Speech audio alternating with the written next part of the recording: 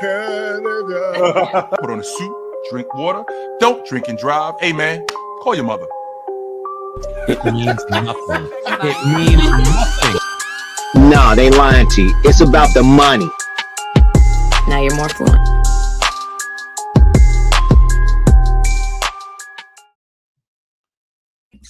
So part of the problem is I can't see anything. I quite literally was on my phone and I had my reading glasses on because I'm old. And the problem is when I take them off, like if I don't use them, I'm okay. The second I use them, I can't see anything anymore. Can you see anything, Toe? Not funny. You see anything, Toe? And then we had technical issues, and now people are like, "What the hell?" We back in effect. We saw the intro and the outro, and then the live was over. That's it. Quite hello, goodbye. Everything blew up. Like you guys can't see this because you're on that side. In the top right corner of StreamYard, there's like all the stuff, right? Like our YouTube accounts, our LinkedIn, Facebook, X, and they literally all went boom, like your car with the warning lights started blinking. And it was like, this isn't working. Man, what up, guys? What's going on? Y'all know what it is. That's Tony Tone right there. That's him. Chill. That's me. What's up, guys? But before we get started, my man Tone had something that was on his mind because no. Straighten me out. On my mind? Straighten me out because I went to take your chain because you forgot. Yeah, I had my chain out. I'm like Debo. I was getting it together. My chain was kind of blinging a little bit. Now, you know, I ain't the floss. I said, give me that chain, and we started talking about Friday. And I said it's interesting because once upon a time I could probably do the whole movie for you word for word. Yep. Now if I'm watching it, I know word for word, like I can't just off memory. And I said, and I can remember the first time I saw it. I was in University of West Virginia, and my roommate said, "Yo, Friday just came out. I got it." I go, "What do you mean you got it?" He has like a VHS tape. He's like, "I got it." Like a bootleg, Tone? Yeah. Yeah. What the hell? Let me tell you how this was the worst. So we're like, all right, let's watch it. It is so poorly, like it's grainy, it's faded. And you know it was a really bad bootleg because at one point in the movie, a guy gets up to go to the bathroom. You can see people walking through. So on a scale from 1 to 10, Tone, it looks like we're in the movies, and 1 is like, there's no way. Like, oh, imagine it looked like you were sitting in the movies with sunglasses on. Like that's the quality of film. And then a guy gets up and walks in, like you could hear them talking sometimes in the background. It was great when, you know, fun, like sometimes there's a couple funny parts where like they were so loud you couldn't hear the next line. Right.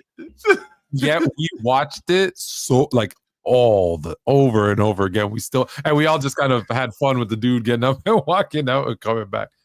The dope thing is last Friday is coming out. The production has already started. So last Friday is coming out. Ice Cube has already got the cast together. Mike Epps is going to be in it again. He didn't call me. He did not call you. He didn't call me neither, unfortunately. But that's what's up with that. But he's gonna have a cast of characters, old school dudes and new school dudes, new school comedians. It's going to be the last rendition of Friday. So I'm looking forward to that. I don't know when it's coming out, but I'm looking forward to that. If you didn't go see Friday, you were not in the know. There's no way you went. There's no way Friday was coming out and you were in any urban part of the world and you did not go see Friday. How do you not do that? How? The two biggest things that happened that year, I remember, was we got Friday. Yeah. And the entire part of the school cheered insanely when OJ was not guilty. Like you could hear it from my dorm. If you open the window, you could hear other dorms cheering.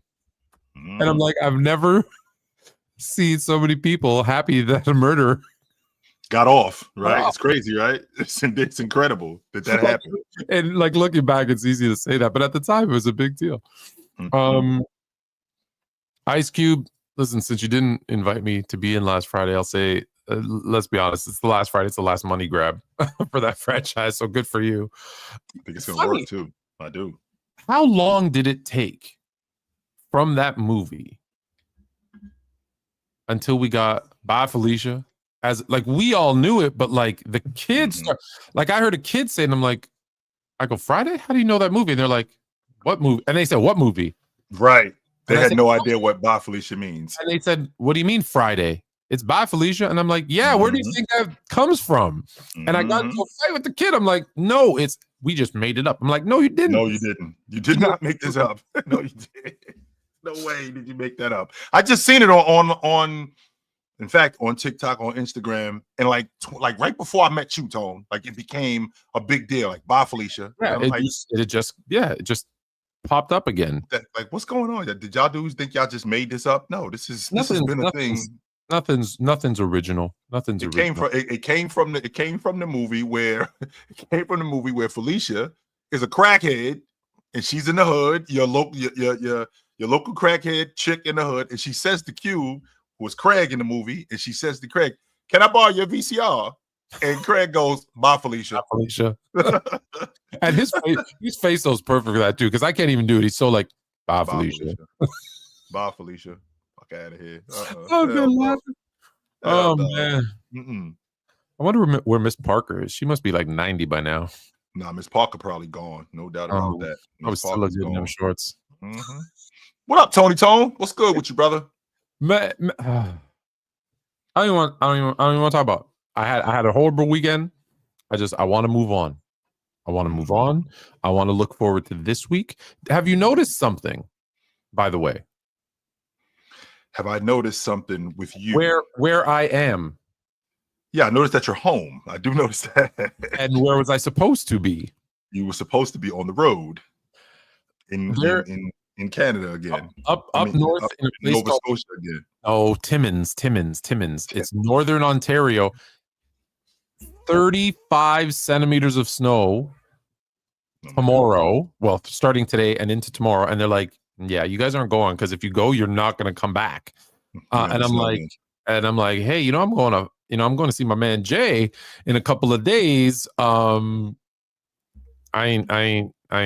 And they're like, yeah, no, don't worry, don't go there. You guys will die. So that's not a thing anymore. So I'm home, which is excellent, because tomorrow, as you know, but they don't know, is your niece and nephew's birthday. So I was away for their birthday, and now I'm going to be home. So, I believe this is what does the confetti. I think. Come on, do it. There we go. Happy birthday to the Twins. Happy birthday to the Fluent Tomorrow, yes. What are we at? What are we at? 10 Tone? 11? 11. Okay, 11 years. All right, 11 years today.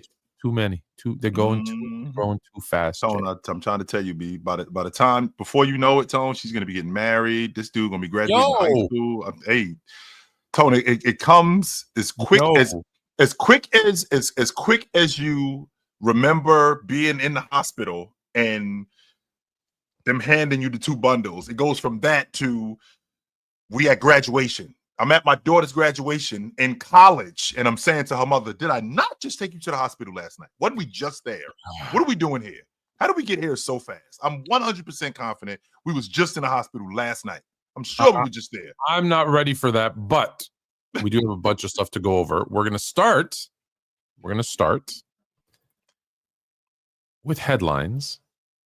Shut your damn mouth. Yeah. Which you would think that my boy over here, considering that he's had a quote unquote horrible weekend, there's some things going on in pro basketball that, pick my man's spirits. So yeah. Well, the first one isn't one of them. But more importantly, check out the setup for headlines. Come on, man. Yes, sir. Next week, expect even more. But I digress. Actually, no, not next week, because next week we're going to do a surprise episode. All right, so we're starting off with our headlines. Dallas down. Well, not Houston, but Dallas. We have a problem. Well, everybody hurt. I understand the outrage of people. Even you, Tone. I mean, we had this conversation. There's do's and don'ts. I mean, if I'm not mistaken, you know, Q-Tip told us industry rule number 4080, record company people are shady. Well, industry rule number 4081, don't trade Luka. So you think this is bad juju?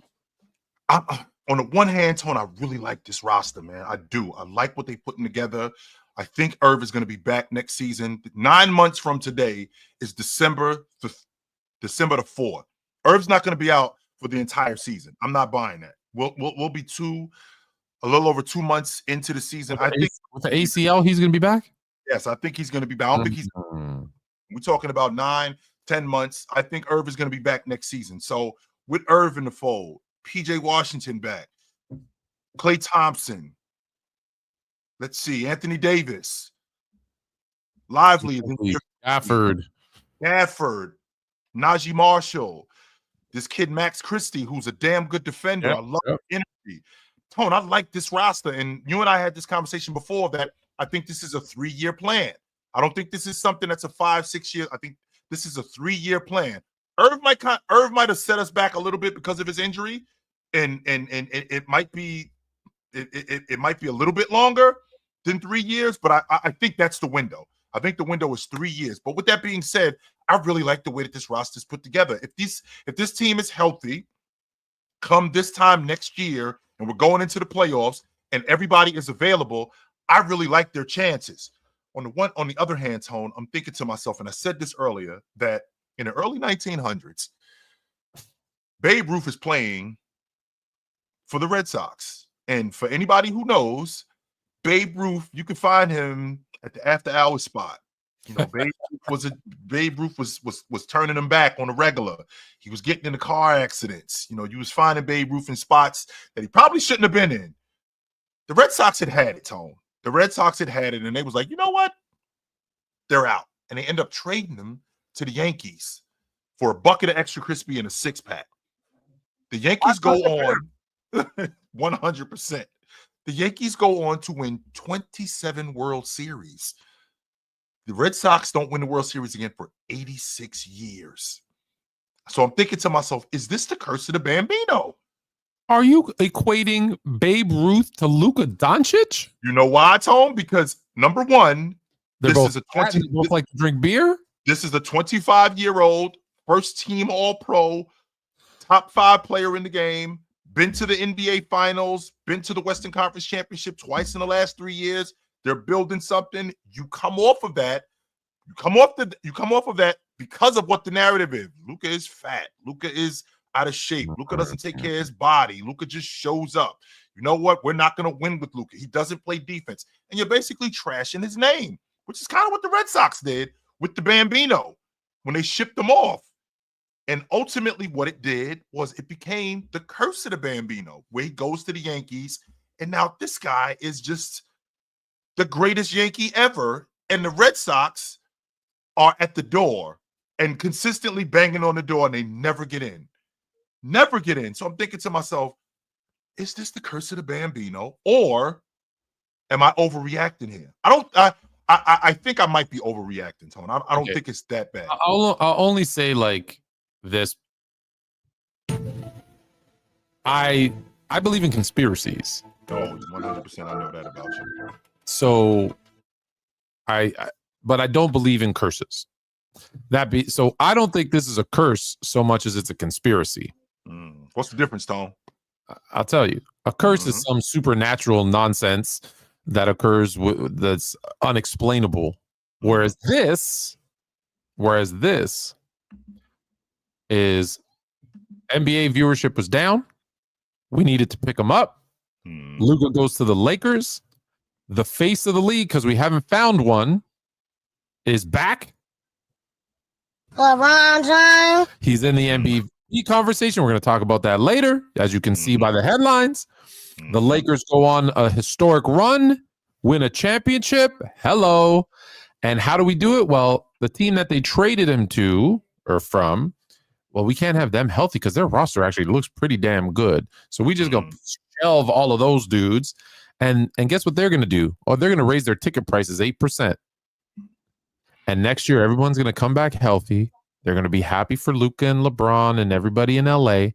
And Dallas is good. And I think they actually get either Kyrie makes a miraculous comeback, or they get a new point guard, and all of a sudden, the Dallas Mavericks are a team to be reckoned with, and we start a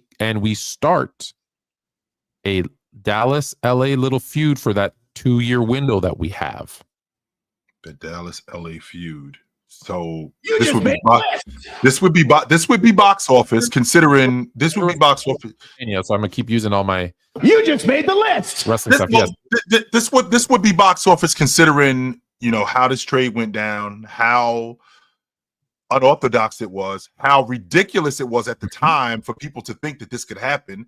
But then, because Luka's now mad at Dallas. I guarantee you, Rob Pelinka and Nico Harris will have. There's going to something will come out. So there's going to be what we haven't had in a long time: a rivalry. A rivalry. And so what? Every time something bad happens or something happens, what do I tell you is the easiest way to find out why? Do you remember? I don't know if you remember what I told you. I don't remember. No, I don't.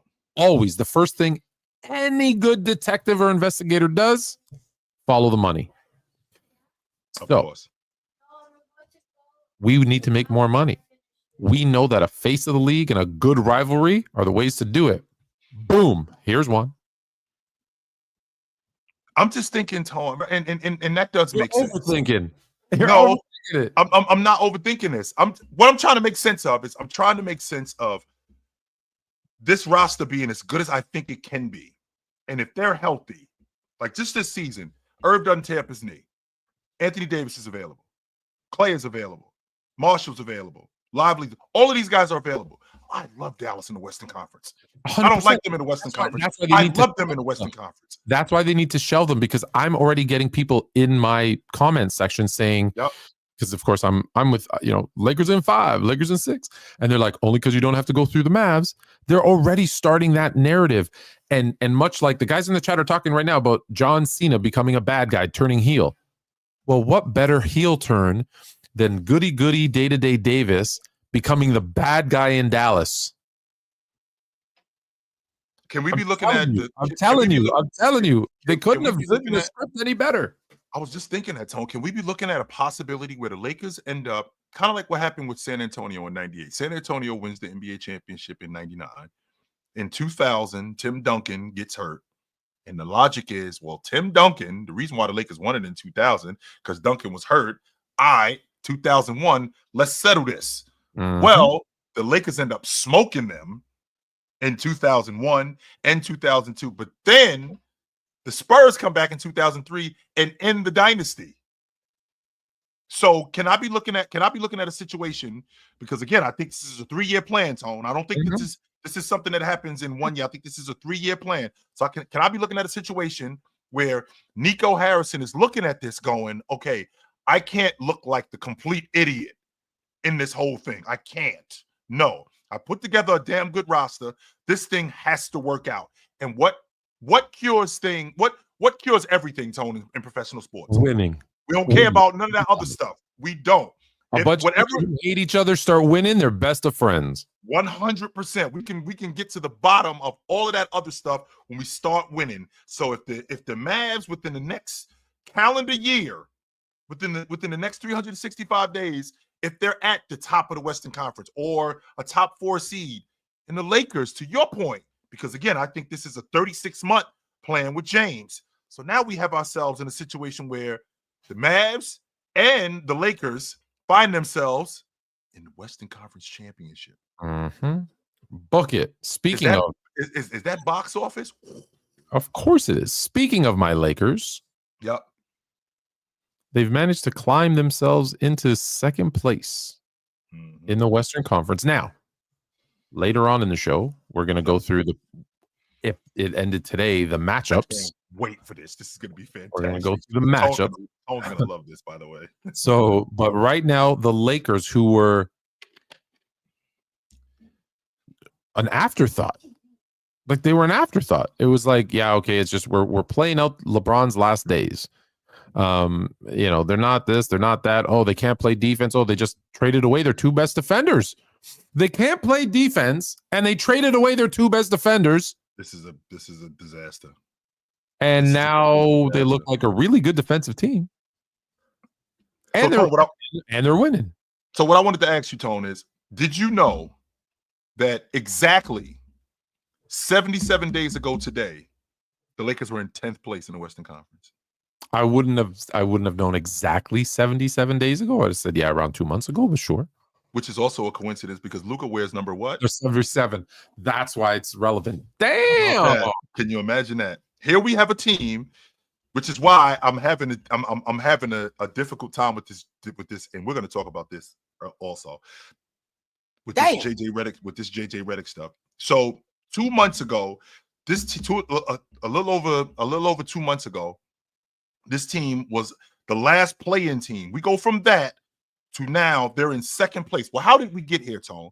We got here with Anthony Davis being traded. This team is now a better team defensively. And why are they a better team defensively? Because now I don't have that big guy to rely on me to clean up my messes. We have to rely more on on ourselves. I got to play more individual defense. Right. And then we can help each other out. The first part, I've always learned this ever since I was a kid. The first part of being on the team is doing your job. Tone, I can't help you do your job until I do my job. So with that being said, I got to play defense. Austin Reeves has to stay in front of people. James has to stay in front of guys, right? Gabe Vincent, all of these guys have to stay in front of people. Once we do that and the shot goes up, then we gang rebound. We're so reliant on Anthony Davis that he gets all the rebounds. He blocks all the shots. He's the guy manning the paint. He's the guy cleaning up our messes. Well, I don't have that. So now we have to be more reliant on each other. Then we have to be more reliant on ourselves, then relying on each other. And that's how we become better. James, for all intents and purposes, Tone, and I think I've mentioned this to you before, Tone, he looks like the old dude that met a young chick, and there's a lot more energy with him now. Like I can see a little bit of bounce in him. He like Belichick going to coach college. Yeah, walking a little bit fast. He got the comb over going. It's like, what's going on with this dude? I see a little bit more bounce in him. That's why I'm saying, Tone. Is that what he was taking on the sideline? Those pills, they were Viagra. Is that he was getting Savannah? Everyone thought it was PEDs. No, it was just Viagra. He's like Savannah. I don't know, Tone. He's got this renewed energy. I see him on defense. He looks like what he looked like when he was making an all-league defensive team. That effort is there. Now, the question is can he stay consistent? Because I asked the question in the past, Tone, and maybe not just him, because we're talking about defense, because it's a lot of effort. It's a lot of work to do that. Especially at that age. Can they keep up that defensive intensity night in and night out? I'm glad you brought that up, Tone, because I was thinking this when the Warriors ended up bagging Jimmy Butler. The question that was asked was, okay, we get to the playoffs and we end up in, I don't know, let's say the 5 or the 6 seed. Can Steph Curry turn back the clock for 6 weeks and turn into 21 or 22 Steph Curry? Can I get one of those all-time great series from Jimmy Butler? Can I do that? Well, the same logic is going on, what I feel like, with the Lakers, where can James turn back the clock once the playoffs start? Am I getting too much from him right now and he's going to run out of gas? Does he need to turn it down? And can I get him, once the playoffs start, can I get 6 weeks of 15 or 8, not 18. 18 is ridiculous. Can I get 6 weeks of 20 James? Right. Can I get that guy? And I don't mean the rest of the season, Tone. I'm just meaning, can I get a month and a half of that guy? I know Luka can take over a series. I know that for a fact. I've seen him do that, right? Can I get 6 weeks of James giving me all-time great, playing elite defense, being the elite overall offensive player that he is? Can I get that from him? Because remember, Tone, and I'm really interested to hear your thoughts on this, but remember, more times than not, when you get into a playoff series, your boys particularly, you're either going to have 1, the best player in the series, 2, the second best player in the series, or 3, the 2 best players in the series. If you have that, I mean, if we're Well, being honest, Tone, we're gonna talk about the playoff matchups. We're going to talk about them. We're going to talk. We are. We 100% are. But the question that I'm asking, because again, like you talked about with James turning into what he's turning into. I mean, who doesn't like that? Who doesn't? Oh, well, there is a group of people who absolutely hate it. Of course they do. Of course they do.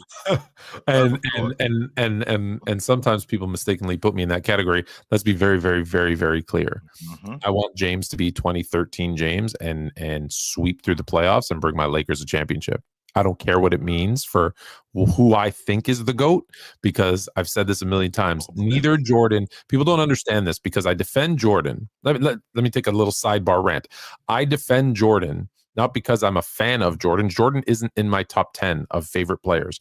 I defend Jordan because I get more nonsense dropped into my inbox about who he was and who that era was. And it's literally 1,000 to 1. Where it's LeBron is this because of this, and then there's 1,000 of those, and then Jordan, Kobe, Shaq, Kareem, all of them combined, it's 1,000 to 1. Like and then people are like, why do you talk about LeBron so much? I'm like, because you all are insane. Like I can tell you guys right now, Tone. I can tell you guys right now. For those of you who don't know, I know this is my guy right here. And Tone might be a fan of somebody, but he is intolerable of nonsense. Can't handle it. Zero. He can't handle bullshit. Supersedes it because everyone's like, you're such a Jordan fan. I'm like, I'm not. Neither. So we're clear. Jordan and LeBron, neither one is in my top 10 of favorite players. No. And if I actually had to make a list that went that far, which I never have, LeBron would be higher up than Jordan, only because LeBron plays for the Lakers. So there's a 7 or 8 year stretch where I'm a fan and I want him to win because he's a Laker. I want him. That's why I'm mad that he only won one. I'm mad that he only won one in LA. For those of y'all that don't know, Tone actually hated Jordan growing up. I hated him, especially in 91. Guys, in 91, or 92, I guess 91, 92, I accused him of having something to do with Magic getting AIDS. This was your fault. You the reason why he ain't playing no more. I quite literally said he paid someone to give him a blood, like, oh, let me take your blood. Like that, because he knew. Magic still had a few prime years left. And he had a young team in Eldon Campbell. Worthy was obviously a little bit older, but he was still good. Byron Scott, Vlade Divac was a rookie. I think like they had a good young team, and it was the Lakers. You knew they were going to get somebody else. You knew they were going to get him another superstar. But okay, off on my rant, back to what we're talking about. The Lakers are second in the Western Conference right now. What? Yes. So I can't believe it.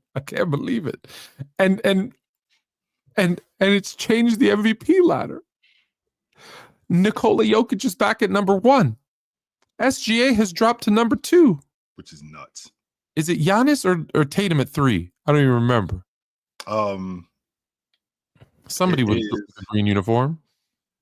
It is Giannis. It's Giannis. Tatum at 4. And James at 5. Who? James at 5. At number 5. James at 5.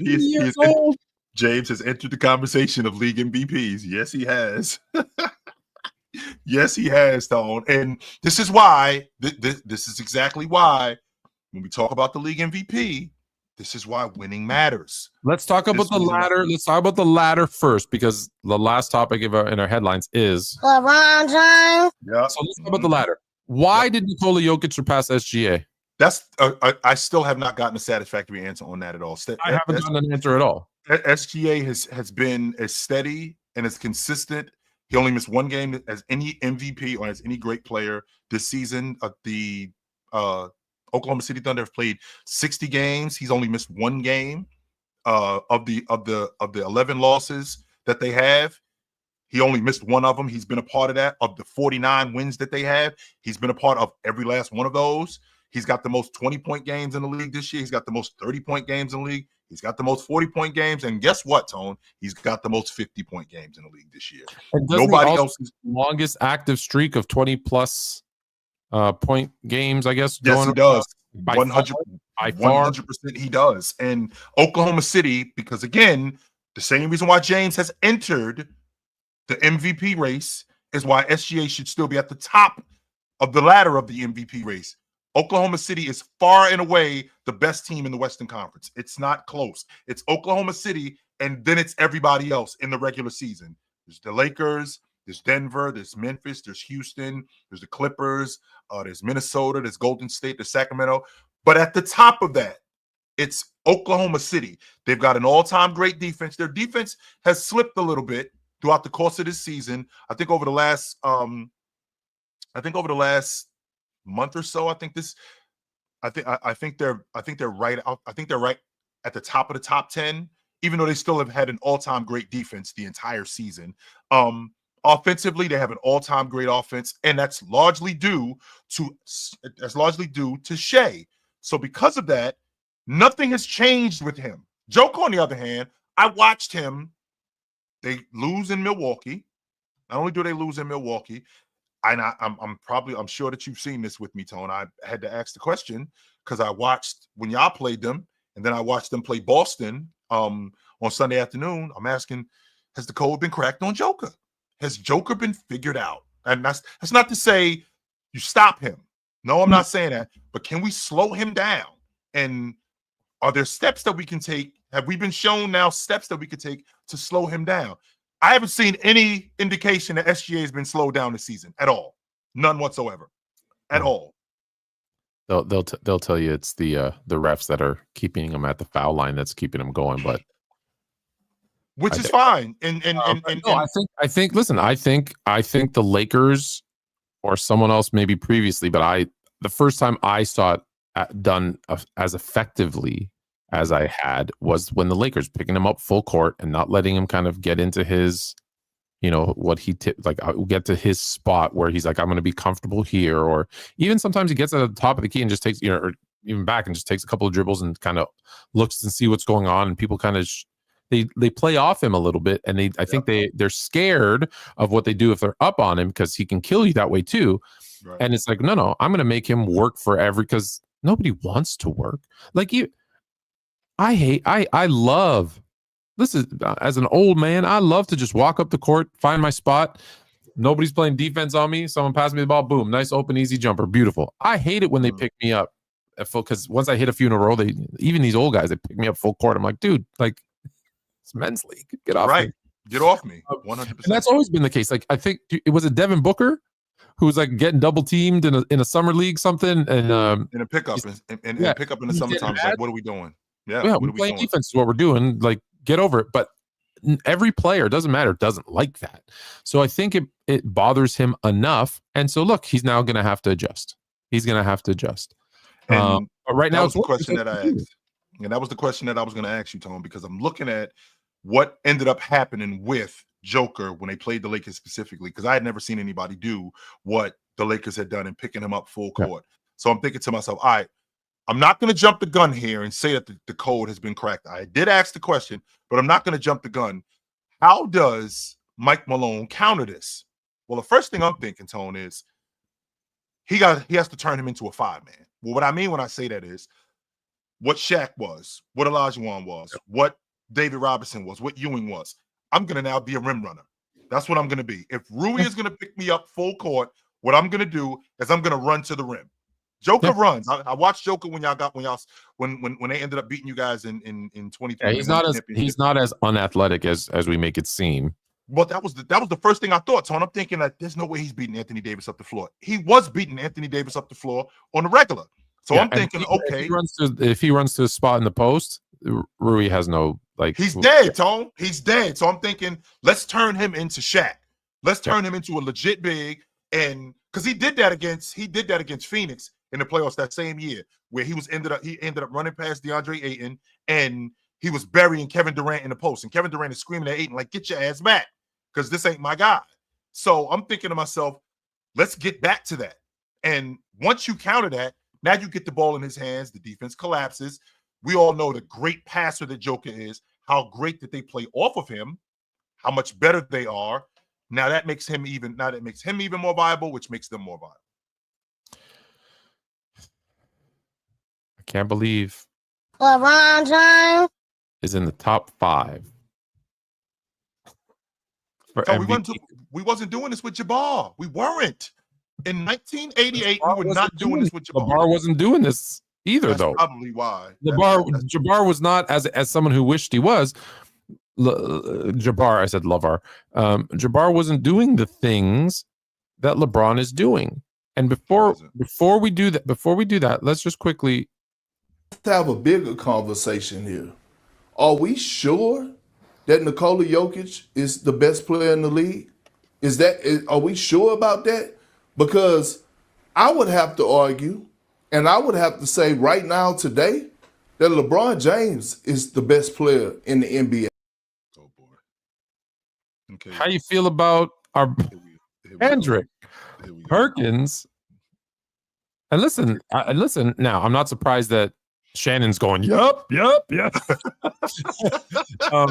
But so's Chat A5 saying, yup. So there's, whether it's real or fake, there's a narrative that LeBron James is the best player, and it's not Jokic. And let me just go back a step. Mm-hmm. At the beginning of the season, who did I tell you was the best player in the NBA? You told me it was James. And why? Do you remember why I told you it was James? You told me it was James because of everything that he did on the offensive end of the floor and on the defensive end of the floor. And that every other player in that conversation has a bigger flaw than his flaw. His flaw is effort, which he can change, and age, which seems not to be an issue. so I'm 40, so what? Ain't no big deal. I can still do it. So if we throw out the age and it's just effort, well, you don't have to play defense 48 minutes a game. You can play it in spurts and be effective. And guess what? They're playing it in spurts, and he's putting up. Now I get it. It's a different game. This is why we shouldn't compare stats to other eras and different years, like even against himself. He's putting up better numbers than he did in one of his MVP seasons. 2013, it's the same numbers. It's the same. Now, if you look at, if you're the casual fan, Tone, and you look at 2013, the numbers in 2013, and you look at what's going on today, where he's averaging 25, 8, 7, and almost 9. In 2013, I think he was 26.8, 7 and 8. You're like, and he won the league MVP. You think it's, and they're in second place now, and they were in first place in 2013. You're looking at that, you're going, and that's East versus West too. He's in the tougher. Like, look at who's in the West right now. We're going to take a deep dive on them. He's playing tougher competition, right? That's what they all tell me. So the logic naturally is, well, why isn't he the league MVP? Of course, you're going to say that. Why isn't he the league MVP? Well, here's the problem with that. The problem with that is SGA and Joker have been far and away the two best players and the most valuable to their team's success from the beginning up until this point. Like I mentioned to you earlier, Tone, 77 days ago, they were the last team in the play-in tournament. JJ Redick was a fad.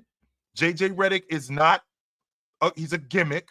This thing is not working. James is washed.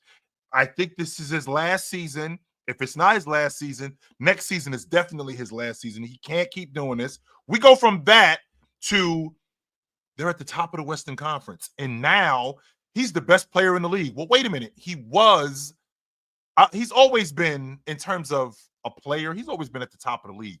He wasn't playing like that, though. That's the problem. He's playing like that now, which makes it difficult to ignore him to be in the conversation. Is he going to win? Is he going to win the league MVP? No, he's not. Are you sure? No, I'm 100% confident he's not winning the league MVP. No, there is no conversation between him and Joker. He has now entered the MVP conversation. Sure, I get that, but he's not. If he is top 5 right now. Yep. And he continues to put up the numbers that he's putting up. And look, I don't think they're going to catch OKC, but he finishes as the 2nd seed. And they're even close to OKC. Yep. And he's putting up these type of numbers. And you've got Jokic, who, let's say, they're in 3rd, but let's say they're in 3rd, but they could be in 5th, right? They're only 2 games They're only 2 games ahead of the Rockets. So let's say he's in 5th. So now you got Jokic in 5th. You've got James in 2nd. You've got who else? SGA that's not going to Tatum. And you got, let's say, Milwaukee's actually only half a game out of being in like 6th as well. So let's say you got Giannis in 6th, Jokic in 5th. Why wouldn't it go to? Well, stop right there, Tone. Why isn't it going to Tatum over James? Why not?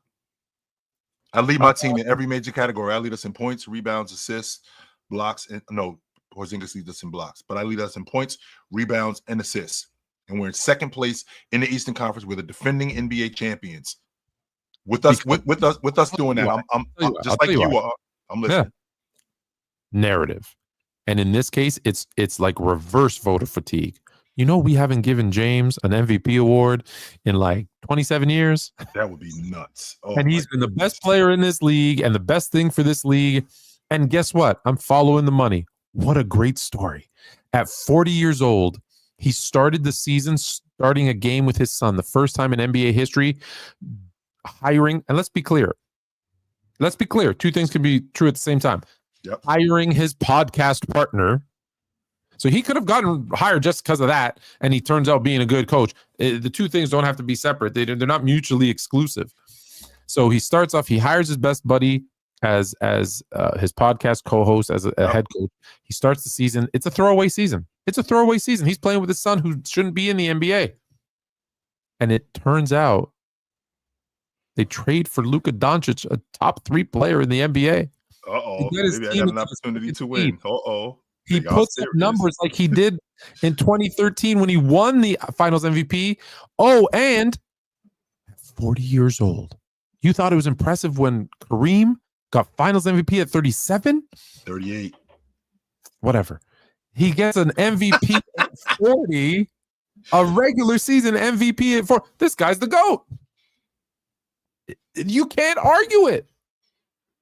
And what's the narrative ESPN, Entertainment Sports Programming Network, entertainment, wants to push? What is the NBA trying to do?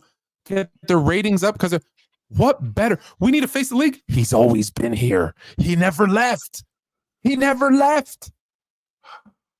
Tone, this would so water down. This would completely get rid of how valid the league MVP is, because it would be valid. It 100% been valid. Yes, it has. It was valid when Magic was winning. It was valid when Jordan won it. It was valid when Jabbar won it. It was valid when Russ won it. If you ask the people nowadays, because I just saw today, Jordan in 90-95 played 17 games and was 11th in MVP voting. Right, he was. I even have Jordan as the GOAT, and I'll tell you that's ridiculous. Right. No, that part I want. That part I won't argue. But I mean, to say that what SGA has been doing all season long, what Joker has been doing all season long, now gets nullified specifically because of narrative, not because of what you've been doing all year long, like these guys. Because to your point, this wasn't even supposed to happen. This was a throwaway season. Turns out we can probably win this thing. Joker, we have an opportunity to win. Joker already has 3. SGA is young enough. He'll get another chance.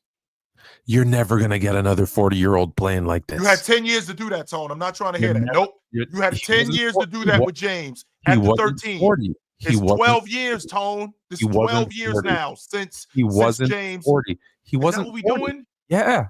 100%. So we're gonna give this league MVP to James based on the narrative of James. Do you not think he's?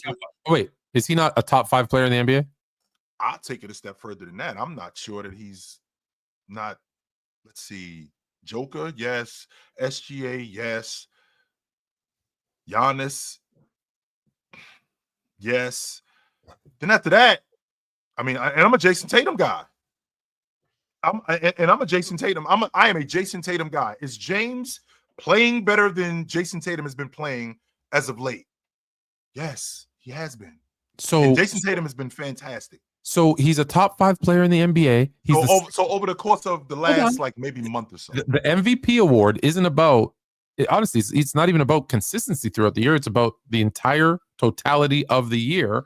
And yeah, sometimes it's about who has a late run. That's why there's a ladder, and that's why they change. Because it's not. If there was no ladder and it's just we're going to look at it at the end of the year and see who was the most consistent. No, we don't. That's We never don't who know we that. No. So if he's a top 5 player that we agree on, he's on the second best team in the Western Conference, the most competitive conference with the most talent, with the best teams. Yep. And he's the most popular, and he hasn't won one in 12 years, and he's putting up numbers like he did in his MVP season, and he's in the biggest market, and so there is Tone, this all sounds like narrative. He's not better than Jason Tatum today. He's doesn't not. matter who's better. I think he's playing better than Jason Tatum. The better player doesn't always win. The better player doesn't, but the better player did win last year. In 23, the best player in the league won the MVP, and that was Joker. Yeah, that happens sometimes. Yes, the best player in the league did. But here's the problem with that. The problem is that I can only name in the last 12 years, James and Joker are the two definite best players. I don't think KD was the best player in the league in 14 when he won the league MVP. Was Harden? Was Westbrook? No, I don't think Giannis was the best player in 20. I don't think that. I'm not arguing. So I think it was. I'm so confused. So I'm pushing for LeBron to win the MVP, and you're saying no. You're 100% doing that. Yes, and the reason why I'm having a problem with it, Tone, is because of what these other two guys have done all season long.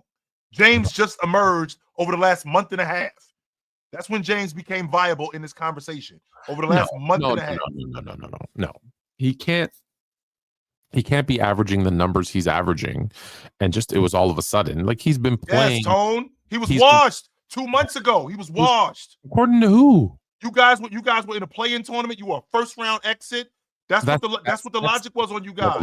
Okay. Now all of a sudden, James is 26, almost 26 a game, 8 rebounds, 8 assists, and the Lakers at the top of the Western Conference. I knew this was going to happen. I said this. I said if this Laker team ends up as a top 3 seed, and I got Tone, I'm talking when I tell you that I got dump trucked when I said that if this team ends up as a top 3 seed in the Western Conference, James is going to get in the conversation for league MVP. I got dump trucked. I got blitzed. Yeah, that's because you're with a bunch of guys who think 2 + 2 is 5. Yeah, I got blitzed. I saw that clip. So it was ridiculous, 100%. I said that, and I'm thinking to myself, I understand why. Not because I think he's going to win it, but he's 100% going to get in this conversation. No matter what Giannis is doing, no matter what Jason Tatum is doing, he is going to get in this conversation, and it's going to happen. And here we are. For me, it's not a surprise. I told you coming into the season, I thought he was the best player in the NBA. You still said and that too. and I know you hate it, but media and narrative matter in this. And when it's ratings are down, the money is but there's no face of the league. We need this, we need that. Well, then that's what happens. Now, it's not that I hate it, Tone. Wait a minute. Hold on. It's not that I hate it. I'm a James guy. You know me. I'm a James guy. I'm thinking, what does this say about the rest of the league if a 40-year-old is still the best player in the game? Well, when I said it to begin the league, I said it because the league is focused on certain things. And so the players now have a focus on certain things. So you have guys like Luka and Jokic who are not good defensively, even if they try. Like they're okay, but they're not like they can never be good, above average defenders. Like when they try, they'll be average. You've got guys like Giannis, who's a great defender, can score, but obviously flaws in his game, shooting, free throws, this, that, the other thing. Sure. Jason Tatum, although he's gotten significantly better with the consistency, still sometimes is inconsistent in terms of his ability to assert himself and be that guy. And he's got a roster where he shouldn't have to be anyways. Like that actually, it hurts him and it helps with wins, but it hurts him because he's like, hey, I've got guys who I can rely on, so I don't have to do it as much, which is good. It's good for his longevity, not good for the MVP narrative. So those are really the guys. And so when I looked at those top players and as SGA, honestly, I wasn't looking at him as a top player coming into the season for that conversation. He's there though, don't get me wrong. But when I looked at those other guys, I was like, well, James can score with all of them. He's a better playmaker than all of them, with the exception of maybe Jokic at this point in their career. And if he puts in the effort, he's a better defender than all of them, with the exception of Giannis. So if I got a guy who's, offensively right there with all of them, defensively, like, again, only one guy's a better playmaker, but offensively he's the best. Defensively he's the second best. And he's shooting 40. The most important thing in basketball right now, he's shooting over 40% from three. So he's doing. We got to stop this narrative too, Tone. We got to stop this about spacing. He can shoot the basketball. We got to stop that. Oh yeah. Kill it. Over 40%. So that's why at the beginning of the season I said to you, I have him as the best player in the league, because I'm not comparing him to 2013 James. I'm comparing him to 2024-25 Luka, right. 2024-25 Jokic, and those guys are great, but he's not that far off, and he's done it more than the rest of them. He's just there. So that's why I said it. I was like, if I need a game, if I need to win a game, and I got to pick first from all of those guys, I'm picking him first overall. I just think it's, and you know how I feel about him, and I'm still picking him first. So, like I say, fluent over feelings. I say it all the time. Doesn't matter how I feel. And you know how I feel about him, and I'm just amazed that this is where we are today in March of 2025. This is where we are today.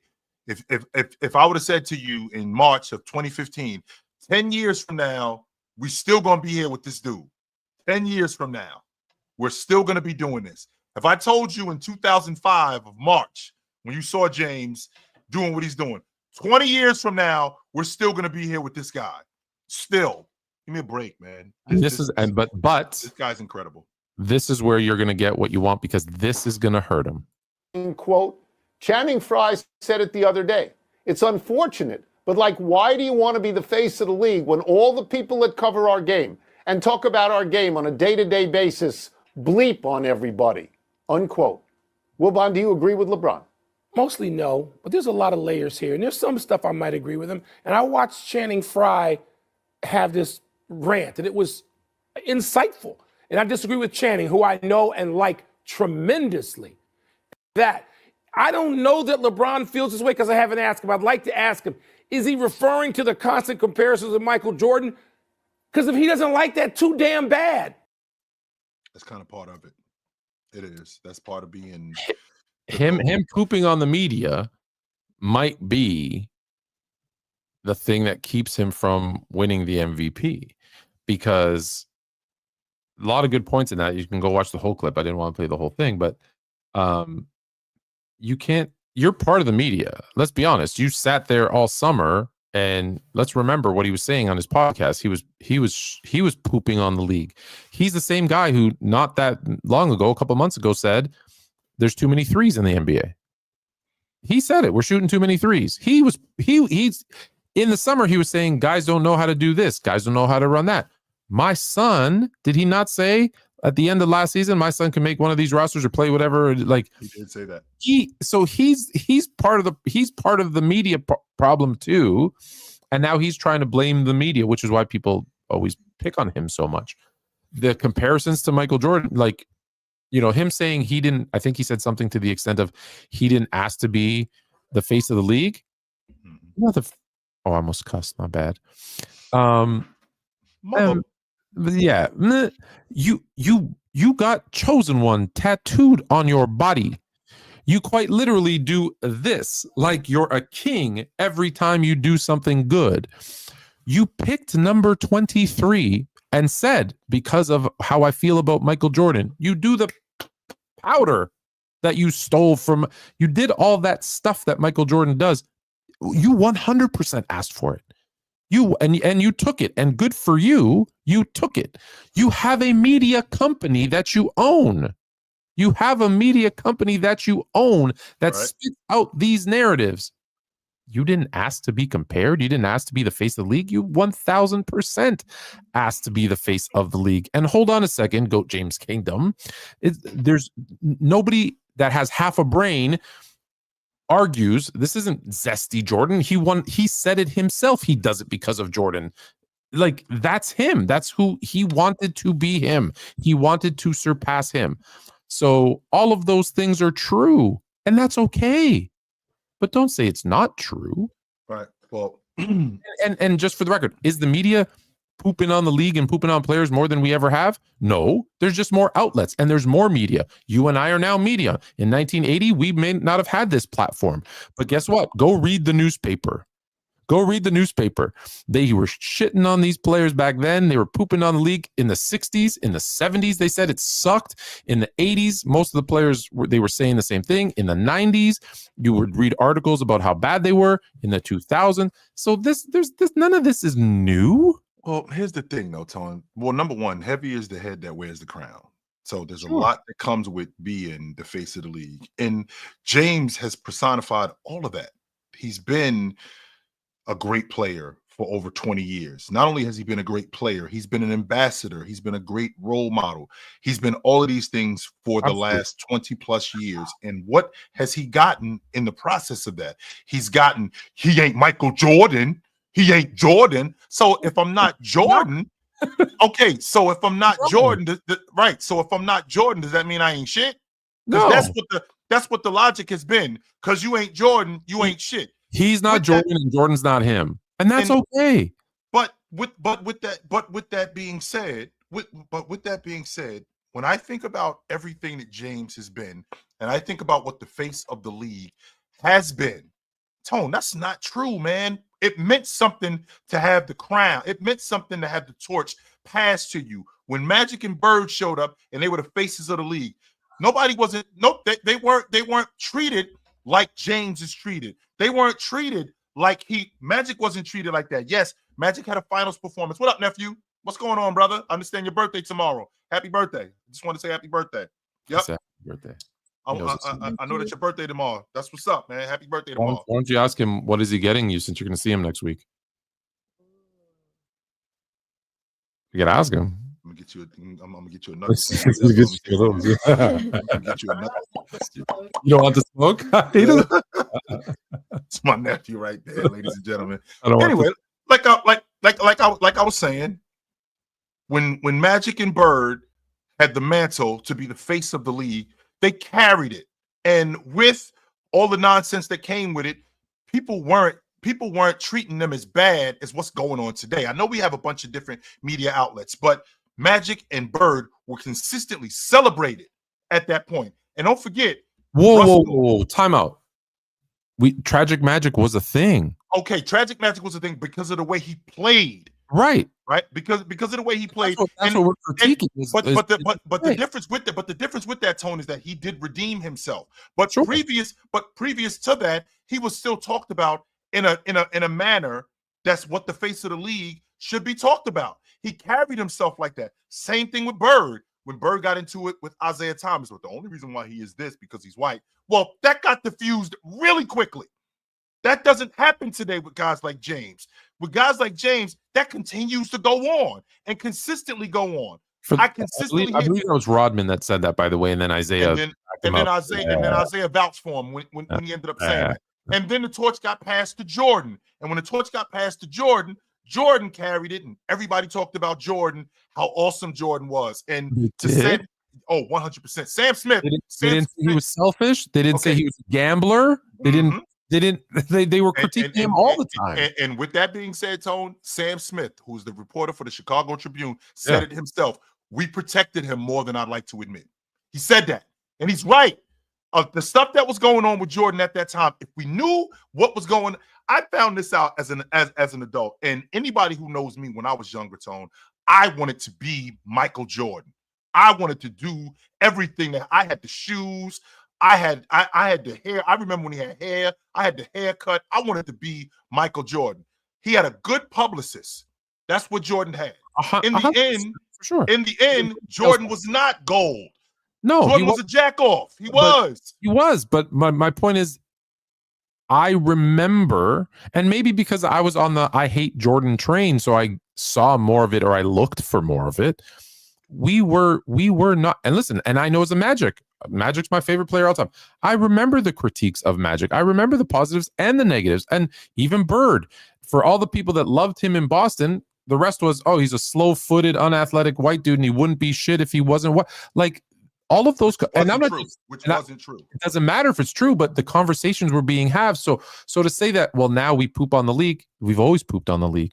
We've always pooped on the best players. Some. It's way more today, though, Tone. Well, it's more now because there's more. There's 2 billion more people in the world, and we all have access to the internet. So it feels like more. But if you look at the main media outlets, for the most part, there's one group. It's just like CNN and Fox News. There's one group that loves one side and one group that hates the other side.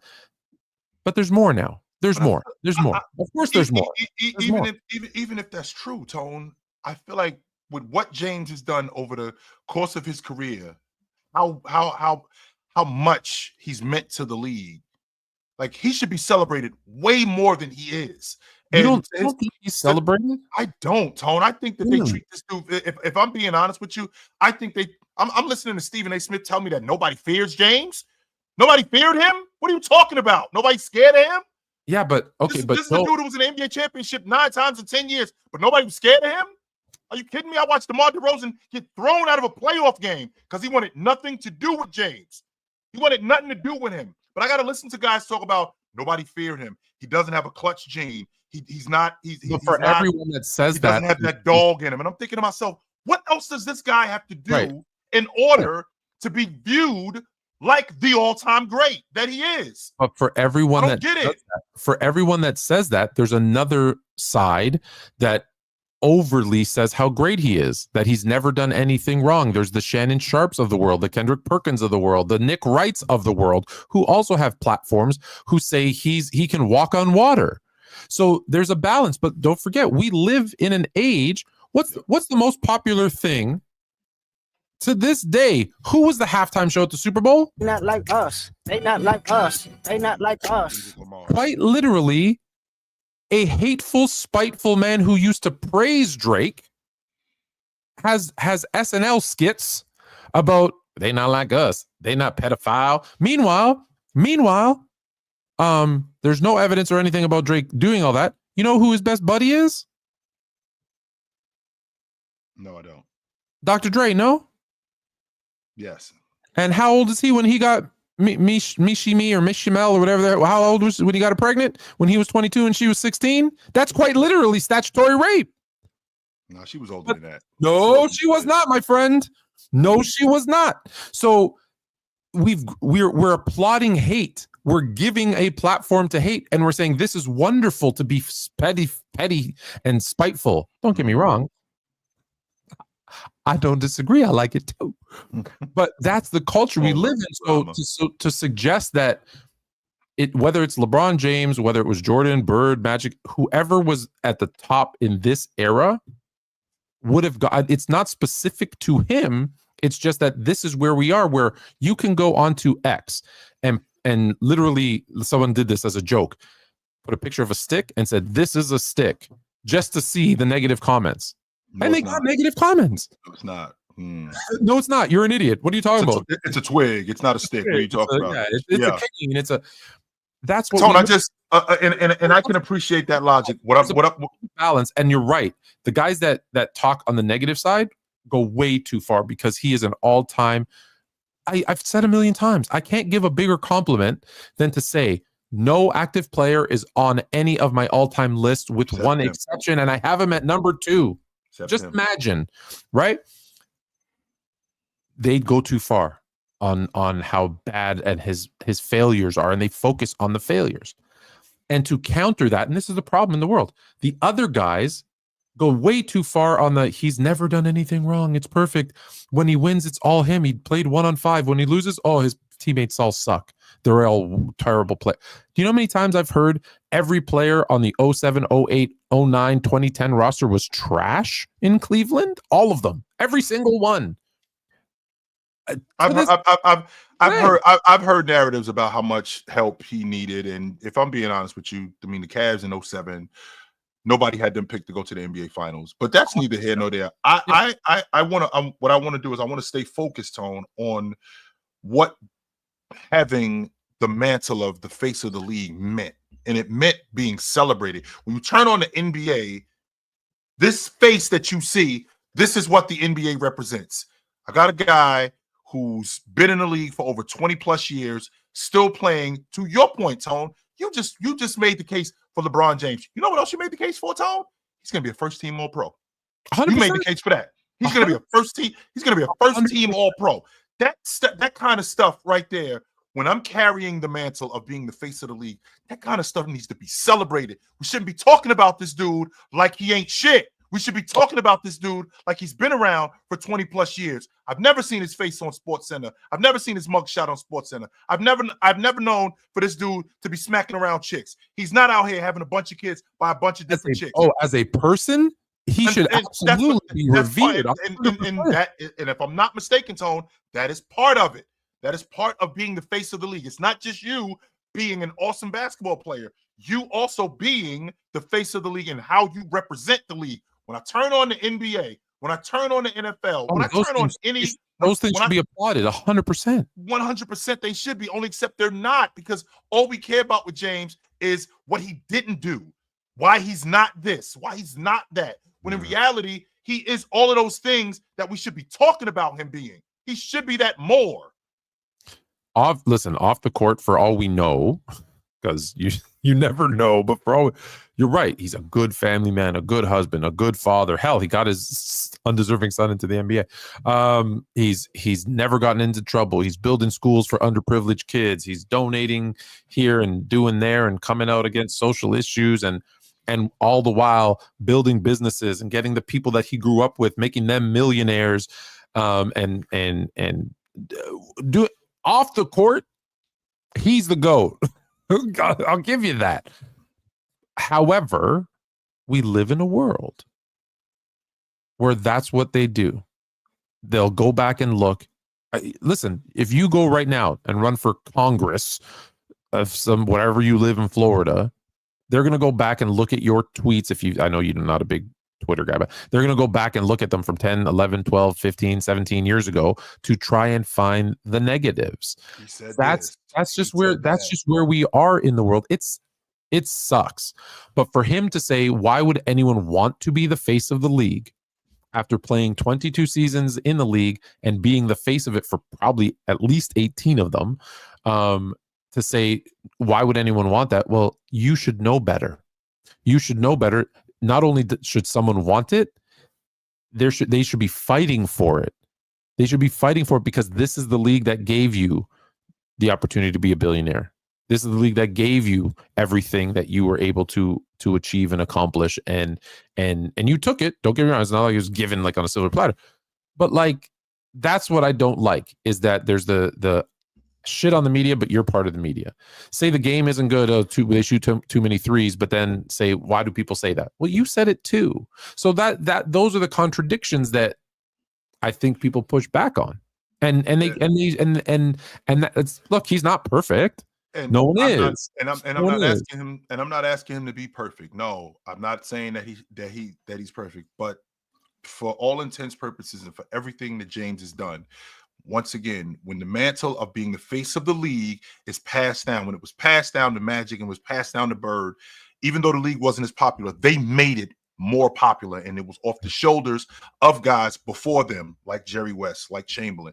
They made it more popular, and they represented it with class. And we still talk about Magic and Bird today. Still to this day, 40 years later, how awesome they was. And when they passed it to Jordan, he represented the league where guys wanted to be like Mike, and he wanted to be everything that Mike was. And then Mike passed it to Shaq. He passed it to Tim Duncan and Bryant, and then they carried it on. And, Bryant got into that nonsense, but that kind of got thrown by the wayside. Why? Because he started winning again.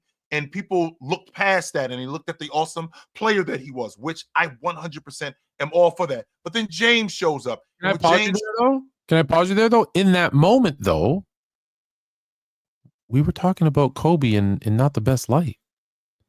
We were talking about him. And let's be clear, until his very tragic death, and I don't want to get into it too much, there was still some of those remains. He was rebuilding even after retirement, that image, right? Spending time with his daughter and coaching those kids and doing the spotlight things that he was doing. And like the Oscar that he won for that short film, like he was still having to rehabilitate that image. And I think he was doing it too, by the way. He was doing it too. Oh, 100%. That's why when he passed, that's why I think all the love started pouring out. And they're like, he was on his redemption tour, and we didn't get to see it all. And that's what was so sad for a lot of people is we saw a guy redeeming himself and we didn't get to see it. And oh boy. Give me a second. Oh dear. No, it's him again.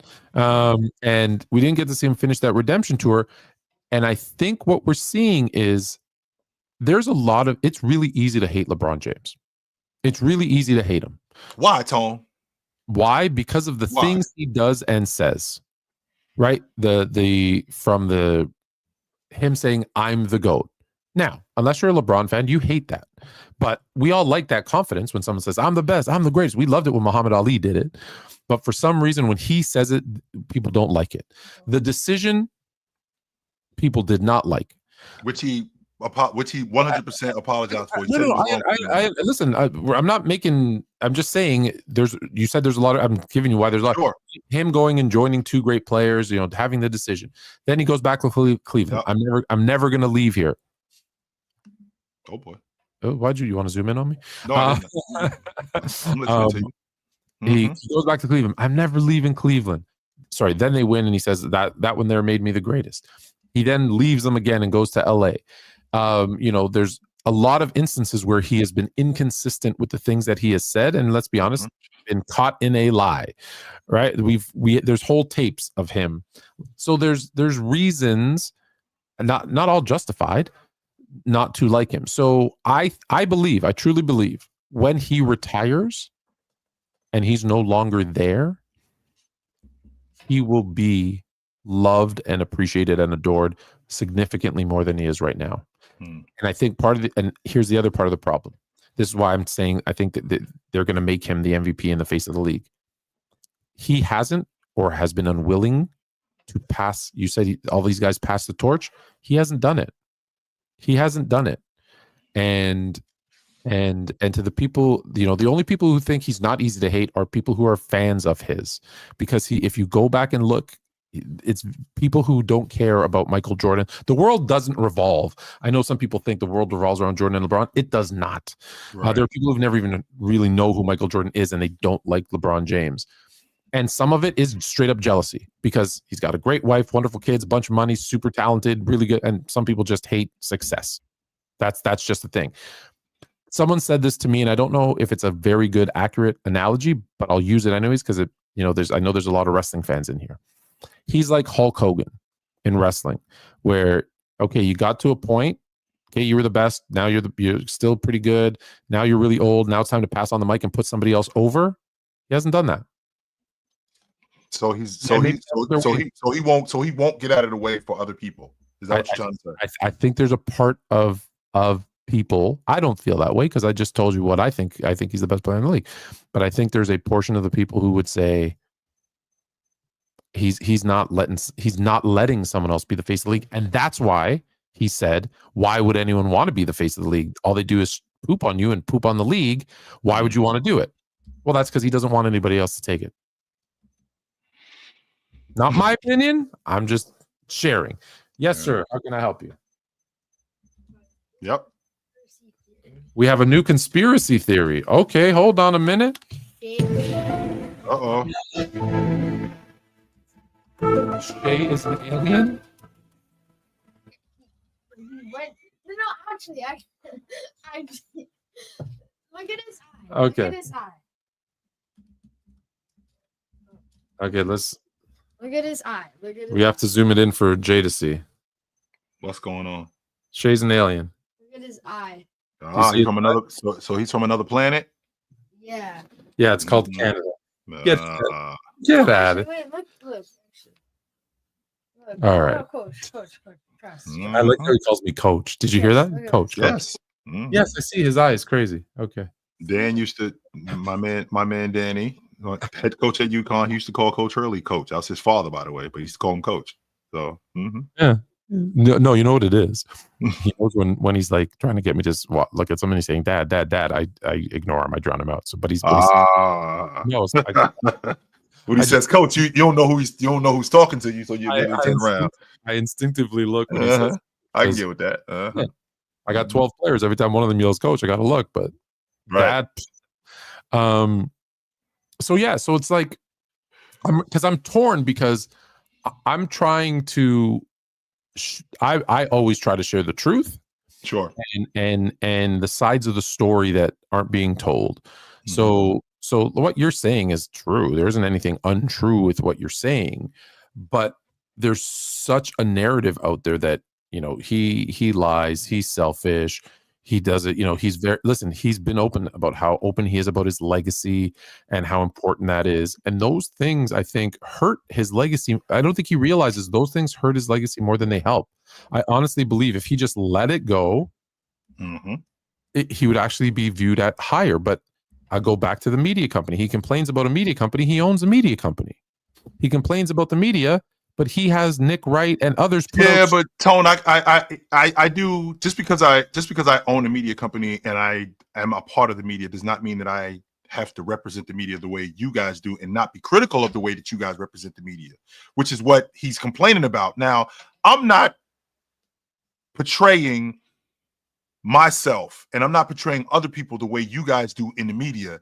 And I think that's his point. The idea that me being a representative of the media, I have to conduct myself in a way that's not detrimental to other people. Don't get me wrong. I don't want to skew the facts and I don't want to stay away from and I want to stay on point with what's the truth and what people need to hear as opposed to what people want to hear. However, me being a member of the media, like what James is talking about, I want to make sure that people understand that I'm representing people in a light that they need to be represented in when necessary. And with James, I feel like people are representing him in a negative light more often than they are in a positive light. And I don't think that should be the case. And I get the exact opposite. I get 1,000 why he can walk on water and 1 that he's not. Like constant. He's perfect. He's never done. Like I have people who say he played great in 2011. He played great in 2011 up until the finals. In the finals. Not in the finals. I have people in my DMs threatening my life saying he in 2011, you're crazy. Those other guys didn't let him be who he needs to be. Right? You have guys who, you know, listen, he's in the chat, so I'll call him out right now. GOAT James Kingdom. I said to him one day, I did a challenge on TikTok and I said, if you think this person's the GOAT, give me the second person and make the reasons why. And I told him, say one negative thing about LeBron James. He said, I'll never do that. I said, I'll never say anything now. I'm calling him out right. He's right there. He just said right there in the comments, he is perfect. That's the problem, is that if you're going to talk about it, you're not impartial, then you're going to get that type. You're going to get the opposite. Yeah. If you're going to say this person, it doesn't matter whether it's LeBron James or anybody else. If you're going to say this person has never done anything wrong, when we know that's not true for anybody, then there's going to be a group of people that say, well, then here's all the things he does wrong. That's just human nature. And when he says, so I'll give you the example again. Yeah. When he says the media's pooping on our game, and a month ago he said, yeah, our game's has some issues because, you know, they shoot too many threes. Well, you just did the same thing. Well, wait a minute, Tone. Just because now, hold on, Tone. Just because what's the number one complaint? Oh, we shoot too many threes. That's right. That's the one narrative. 100%. Oh, and it's true. But two things can be true. I don't have to enjoy doing something, but want to keep my job and conform to it. James had to conform to being a long ball shooter. Otherwise, I'm not going to stick around. So he had to put the long ball in his game. 100%. I told you this last week, though. Okay, keep going. Sorry, let me not cut you off. Keep going. But he recognizes that this is what our league has become. Our league has become a long ball shooting league. Now, that's really not my game. I am contributing to that. I'm part of that. But I had to do that in order to prolong my career. Otherwise, I wasn't going to be able to stick around. No. So two things can be true. I did have to get on board with this, but we are shooting too many threes because that's what our game is becoming, and it's taken away from all the other stuff that a lot of us are still good at. Right. Including me. 100%. But I can't do that because all we're doing is shooting the long ball. And I know that I had to do that if I wanted to prolong my career.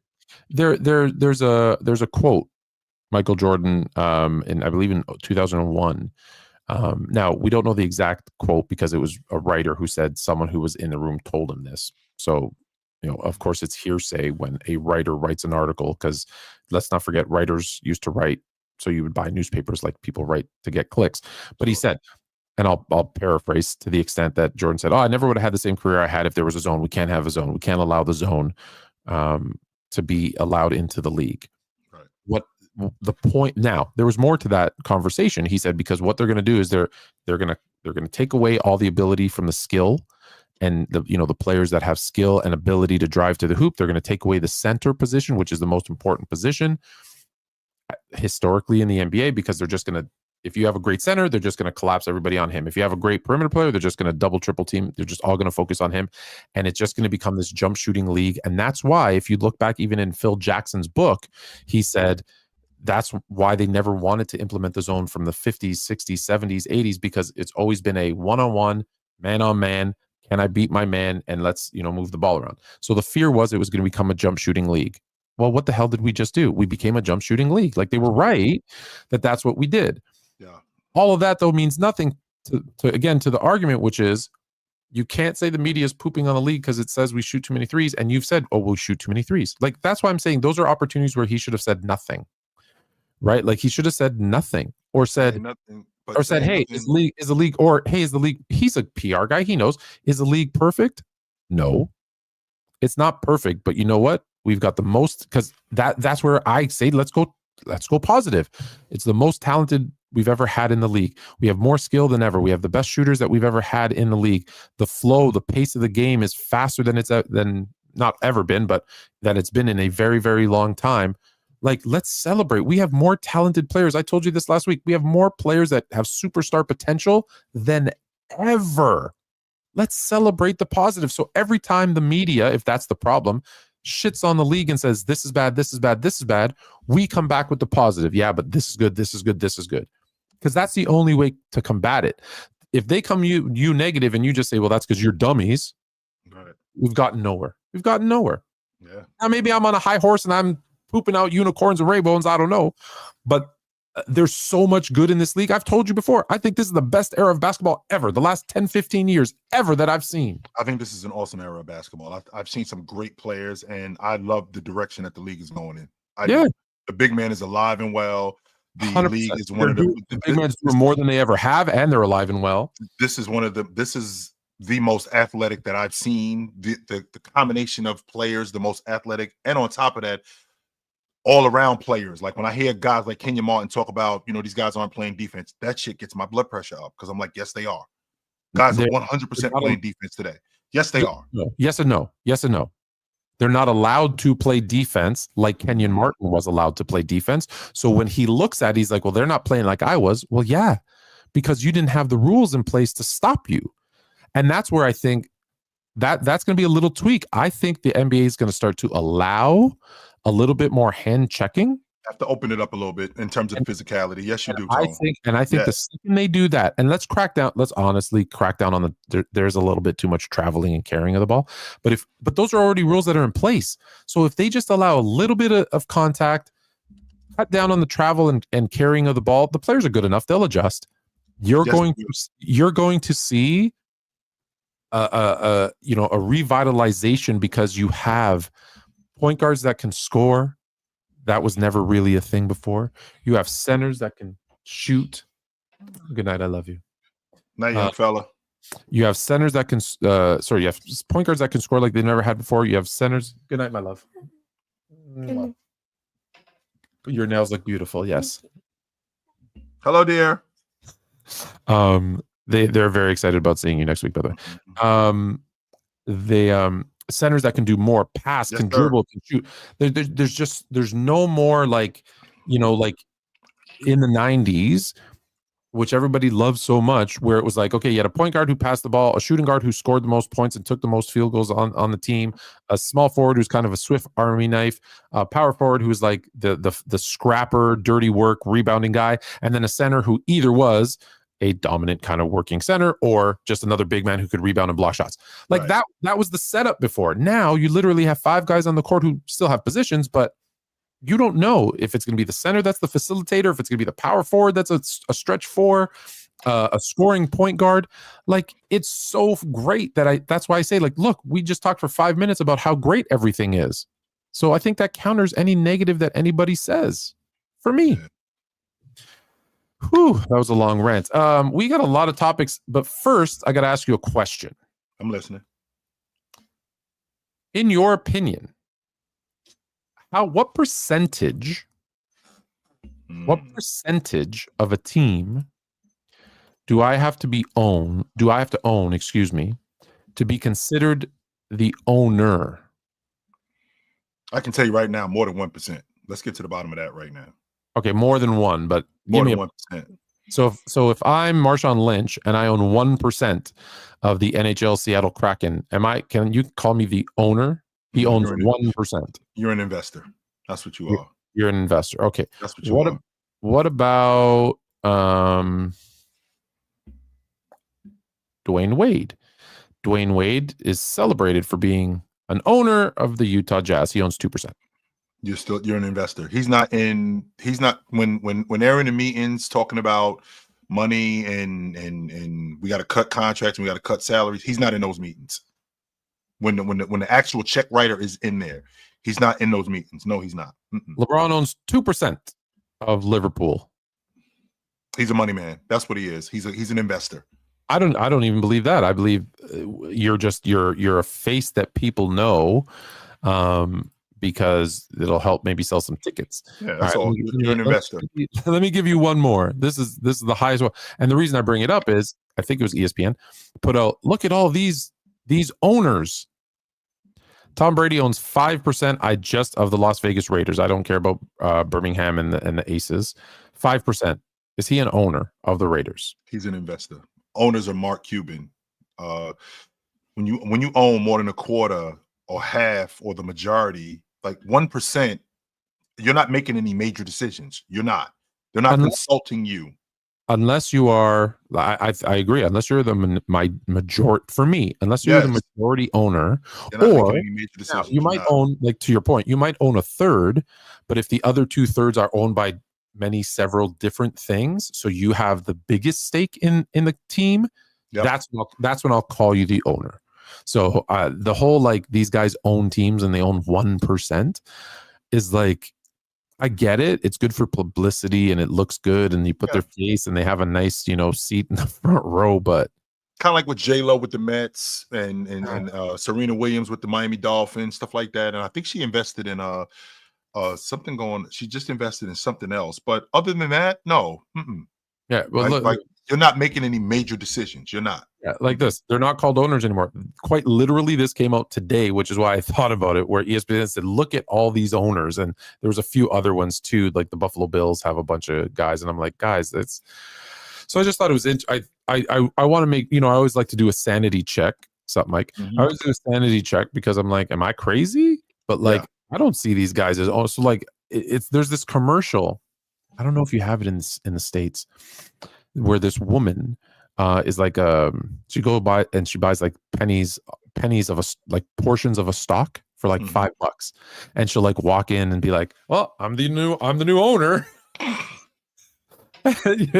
Like, I just bought one share of the Toronto Raptors, so like give me my front row courtside seat. Microsoft Apple better give me a free phone because I own one share. Yeah. I bought 200 shares, so I'm an owner now. Give me a break.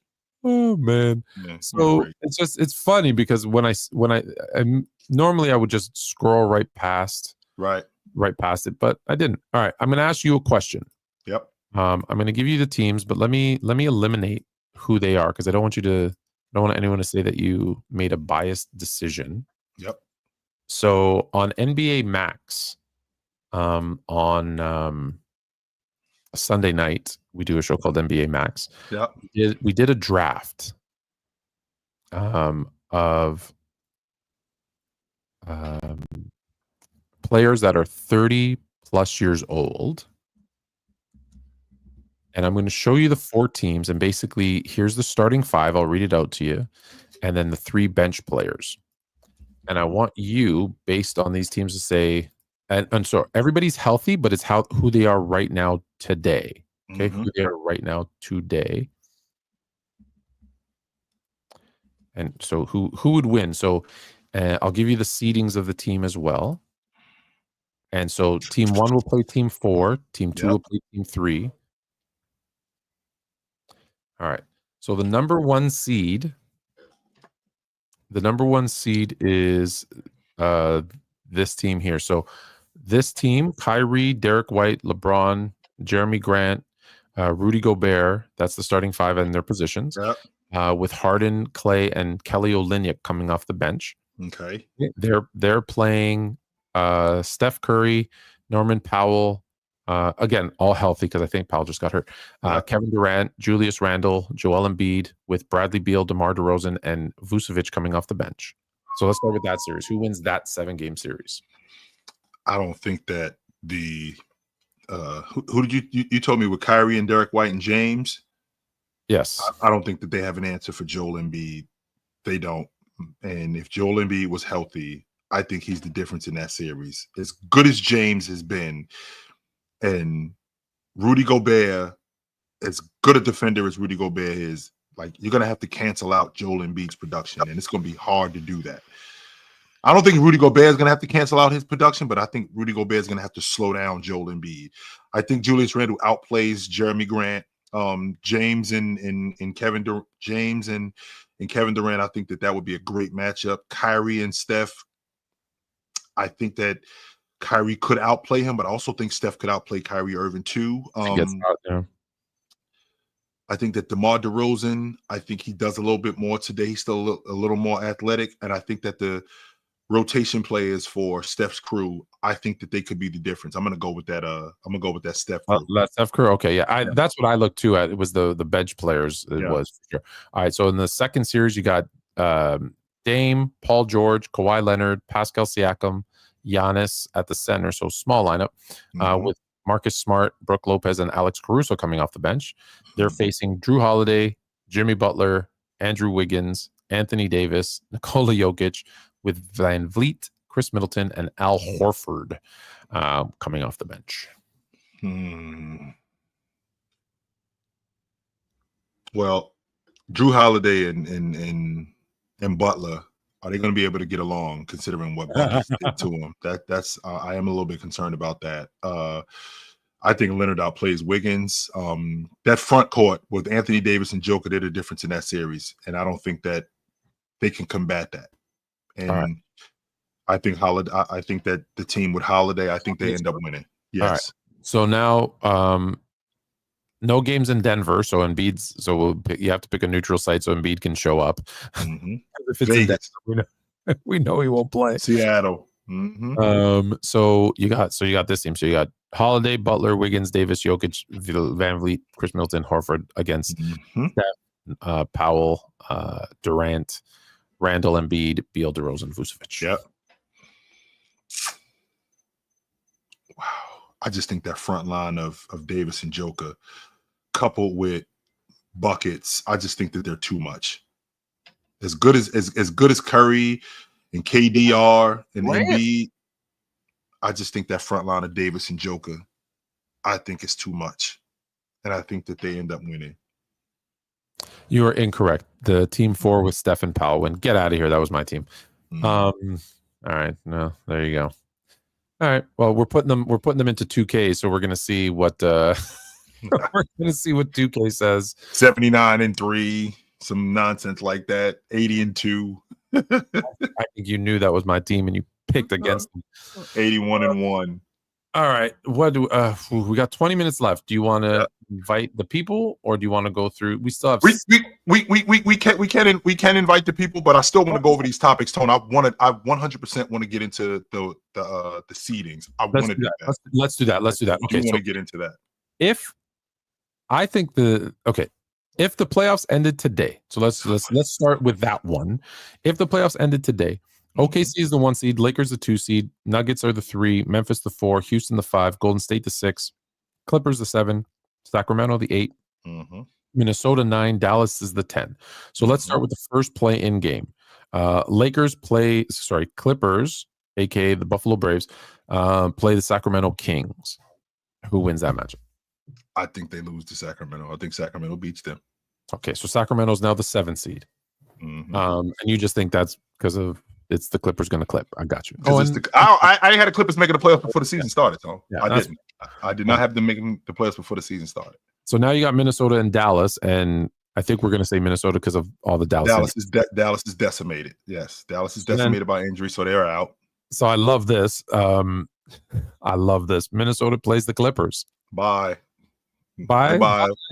Goodbye, Leonard. Goodbye, James Harden. See you later. I love it. Yeah, couldn't happen to a better squad. Before Dallas got injured, by the way, before everybody on Dallas got injured, I had Minnesota and Dallas replacing, like finding a way to beat the Clippers and Sacramento, and they just fall right up. Mm-hmm. Okay, so here's the matchups then. We got OKC, Minnesota. I don't think that's a good matchup for OKC. OKC and Minnesota? Yeah. See, here's the thing, Tone, and I wanna make sure that I get my seedings together, because I didn't go off the play-in tournament. I just went off of I want to make sure that I get this correct, because I went off of 1 through 8, and no, I can do that instead if you want. No. I just went off of 1 through 8, and I had OKC seeing sack in round 1. That's who I saw. Okay. And I had the Lakers. I had the Lakers seeing the Clippers in round 1. And we got 2. And again, we got different brackets, Tone. So I got 1 and 8 over here, and I got 3 and 4 over here. I got the 2 and 7 over here, and I got the 4 and the 5 seed over here. Right. So with the 1 versus 8, I think Oklahoma City handles Sacramento. I just think that with their as good as Sacramento's offense, Zach LaVine's been fantastic, by the way. I think he was player of the week in the Western Conference, averaging like 25 a game, 27 a game, something like that. He went for 42 a couple of nights ago. With that being said, right, I think that Oklahoma City's rotation plus with their defense is just too much for Sacramento. I think they handle Sacramento in 5 games. I think they handle Sacramento. Not only that, but also they're limping into the playoffs because Sabonis has been hurt. So Sabonis has this hamstring injury, so he's not going to be 100%. So I think that's going to affect him. I'm going to go on record, and I'm going to say it. I think the Lakers smoked the Clippers. I don't think that they beat them in like a dogfight 6. I think they smoked them in 5 games. I think that they don't have an answer for both James and Luka. They don't have an answer for that. Kawhi Leonard looks a step slow. Kawhi Leonard looks a step slower. Norman Powell also is dealing with a hamstring injury. Again, this is contingent on what's going on today. The Clippers, as good as their perimeter defense has been, I think the coaching, where I watched them play the Lakers a couple of nights ago, and Ty Lue left done on the floor with 2 fouls in the first quarter. He ended up picking up his 3rd foul. Like, it's stuff like that I see happening with the Clippers. And I think that the Lakers handle them in 5 games. I think they get them right up out of there in 5 games. Then you have Golden State and Denver. I think that's a 6-game dogfight, and I think that Denver ultimately outlasts Golden State off the strength, Tone. That I'm looking at Golden State thinking, as good as Buckets is, even though Buckets is their secondary scorer now, which they need, he's going to be confronted with Aaron Gordon. That's going to be his primary matchup. And Aaron Gordon did a really good job on him in the finals. So now what it's going to come down to is my best player is better than your best player, because that means Curry's going to have to outplay Joker at the end of every game. And I don't think he can do that. So I think Golden State is out. And then that leaves Memphis and Houston. So with Memphis and Houston, I think that Memphis I don't think they get bounced, but I think Houston can outlast them off the strength of how good their defense is. I feel like Steven Adams, he can do a really good job in almost taking Jaren Jackson out the series because of how physical he is. And the fact that Jaren Jackson doesn't rebound, that's a huge problem. On top of that, Amen Thompson, I think he can wear down Ja. So we talking about Ja, who come game 3, game 4, he's dealing with this 6'6", 6'7", Scottie Pippen-like that's consistently handling him throughout the series and making everything tough on him. I think he runs out of gas. I think Houston beats them. Now it gets really good, Tone. You know why? Because I'm looking at the Los Angeles Lakers having to get past the Houston Rockets to get to the Western Conference Finals. Easy. Easy breezy. Thinking about them having to get to the Western Conference Finals, especially in that space that they're in, right? As good as Houston's defense is, I don't think offensively. Well, hold on. You had OKC winning. Yep. You had the Lakers winning. Yep. You had Denver winning. Yep. You had the Nuggets winning. Or sorry, I had the Nuggets winning, and I had the Rockets winning. Okay, so the second round is OKC Houston. Would it be OKC Houston? I thought it would be OKC Denver. No, 1-4. So Lakers got to play. So they get the lowest seed. I like yours better. Yeah, I thought they ended up with the.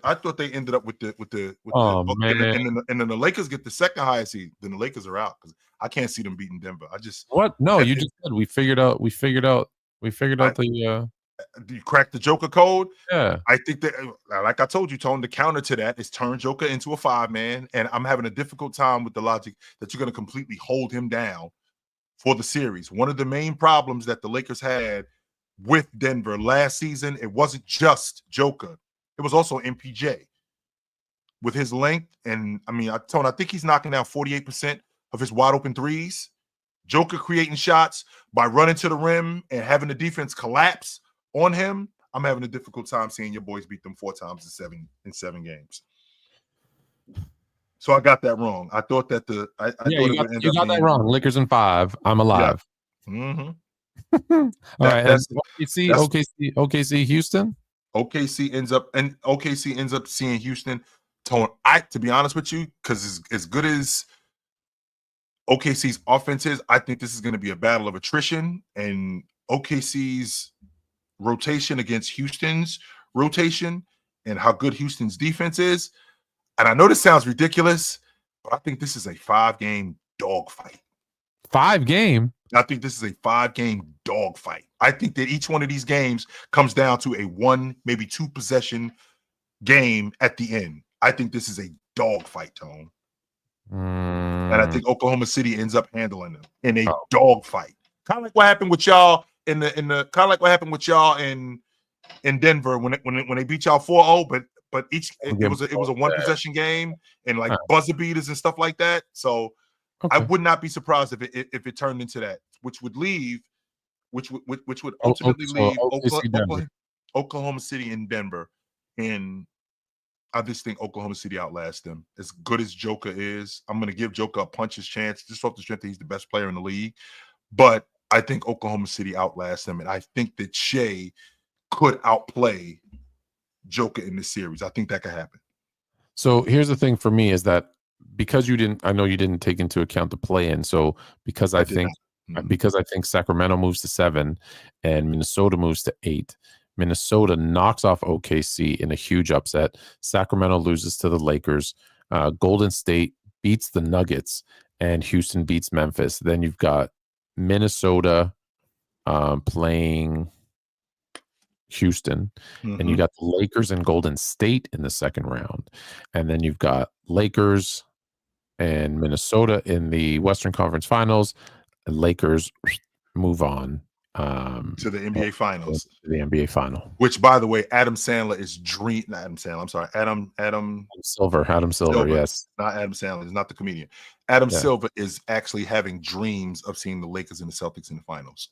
100%. And then the Lakers win, tie up Boston for most all-time NBA rings, although that's not true because the NBA didn't start until 75 years ago, blah, blah, blah. But anyways, that's a different... It did not start in 1947. It didn't. So so we'll revisit that playoff scenario as things unfold. Keep going. What do you mean? You want me to tell you why? Okay, so in 1946-47, the league was called the BAA, the Basketball Association of America. Yep. In 1949-50, that season, it merged with the NBL, the National Basketball League, and became the NBA. The first actual NBA game was 1949. Tri-City Blackhawks versus the Denver Nuggets. Tri-City won. it was like October 27th or something, or 29th. That was the first NBA game, because I'm sorry, it wasn't called the NBA. That's like saying, let me think. Okay. Oh, what NFL team or what pro football team has the most Super Bowls? What pro football team has the most Super Bowls? Isn't it whoever Otto Graham played for? No, Super Bowls. Well, the Super Bowl started in what, when the merger happened? That started like 60 years ago or something. Yeah, and like when I want to say 67. I think that's when the merger was, something like that. And the team that has the most Super Bowls is the Patriots. They got 7 of them. No, I'm sorry. They got 6. They got 6 of them. No, the Packers have 13. I know they won a bunch of them in and the Bears are second with 9. And everyone's going to say, Tone, you're crazy. What's going on, Tone? What am I missing here? Yeah, because those were NFL championships. It didn't get called the Super Bowl. It didn't become the Super Bowl until the NFL AFL merger. So we wouldn't say the Packers have the most NFL titles, we would say the Packers have the most NFL titles. We wouldn't say the Packers have the most Super Bowls. So how can you call it the NBA if it wasn't called the NBA until 1949-50? It wasn't called the NBA until 1949. It wasn't called the 49. So everything you've been told by the NBA is a lie. So if I already know about the NBA, I'm trying to make sense of the NFL, because the merger. When the merger happened between the Packers, so are we? Because this isn't semantics here. This matters. No, this matters. In 1967, the NFL and AFL merged, and then you had the Packers, Jets, right, in the first Super Bowl. And it was the Colts. The Colts. Excuse me. Yeah, it was the Colts. And the Packers won. It was their 3rd straight NFL title, but the first Super Bowl was the Packers. So technically, the Patriots and Steelers are tied with 6 Super Bowls. So when you ask the question, who has the most Super Bowls, it's the Packers and Steelers. So and because Tone is a detailed guy, you're going to have to ask. So if you're going to do that, you're going to have to say, who's got the most league titles? How about that? You can't say Super Bowls. If you say who's got the most league titles? Well, the difference between Super Bowls, because Super Bowls didn't happen until after 67 when we merged. Who's got the most league titles? Well, exactly. So that's why you can't call the NBA the NBA, because I actually have 3 different things. It was the BAA and the NBL were 2 different things. It became the NBA in 49-50. So that's when that started. Right. However, and I'm not just saying this because I'm a Laker fan. If I'm being real, the NBA as we know it started in 76 and 77 when the ABA and NBA merged. That's when they had everybody. And that's when I say, well, no, I'm not going to do that. No, just because they had another league, they had a defunct league, that doesn't mean that the NBA wasn't going on. No, that's why I said there's 2. The NBA started that year, and then that's when. The NBA was already in existence, and the ABA merged with the NBA. That's it, but just like the Super Bowl. So we should call them, starting from 76, 77, the Super Titles. Oh boy. Do you know why I want to call it that? Why do you want to call it the Super Titles? Because post ABA NBA merger, the Lakers have 5 chips. The Lakers have 11 chips, by far the most, and the Celtics only have 5. Here's the agenda. Okay, of course. Why am I not surprised about this? Now it makes sense. Okay, it makes 100. Hey, I don't know why my mic's or my camera's still not working, but thanks for letting me join. So I wanted to kind of move things to a different direction, right? I think we're not embracing and showing a lot of love to Chris Paul, because I think the way he had that Suns team going and moving in the right direction, and then now that he's not on the team. So the question I have for you guys is, right, can Booker actually be a number 1 on a championship team? Because I think if you give him more responsibilities, he doesn't live up to that, potential that he was with Chris Paul. Whereas when he's a number 2 with Chris Paul, he's still ascending. He was the number 1 on that team. Yeah, he was. Yeah. So that you asked, and I saw that as 2 different questions. Yeah. So, can Booker be the number 1 on a championship team? My answer is no. Two, was Booker better when he had a floor general veteran Paul to kind of facilitate and do all those other things to help his life be easier? Yep. Yeah, he's better when he has a guy like Chris Paul. Just like everybody does. I mean, if you think about all great players, they're better when they play with better players. That's just I just think that's just part of it. But that team was already ascending to being great before they got Chris Paul. They were going to make the playoffs that next year before they got Chris Paul. Okay, but was going on. Why is Booker getting worse now with Kevin Durant, though? That doesn't make any sense. Why is he getting worse? Well, the dynamic of that team is completely different. The dynamic of that team is completely different than what it was when he was on the team in 21. That offense was built around him. That offense was conducive to him. He was playing with a lead guard who was a primary distributor. The offense where they looked for him more. Plus, he also had a big man to attract a lot of attention. They get no action in Phoenix at the 5 spot, none whatsoever. They got a point guard who I think is a backup lead guard at best, and I vouched for him, and I was wrong for that. So if they had, it's way different. If they had a facilitator, and it doesn't have to be the point guard, but I'll use old school kind of philosophy. If they had a point guard who was a facilitator like Chris Paul was, and a legit kind of center like, even Ayton, who I don't think is that great, but who could at least take some of the attention away, you would see Booker and KD actually, I think, both look even better, because that would be a more balanced roster. And I think people, I'm not saying you, but I think people forget you need to have a balanced roster to succeed. I'm going to go through these quick. Stay on if you want to come back, because if we have more time, I'll bring you back. But next up is Mike. What up? Yo, Chill, I just wanted to ask, I heard you say you think Steven Adams could take Jaren Jackson out of the series. How you think he can stop Jaren Jackson? Well, I just with his physicality, that's number one. Number two, keeping Jaren Jackson off the glass and eliminating second chance opportunities for him. And just him being physical with Jaren Jackson, I think he could take him out of the series. So, but do you think he can guard Jaren Jackson?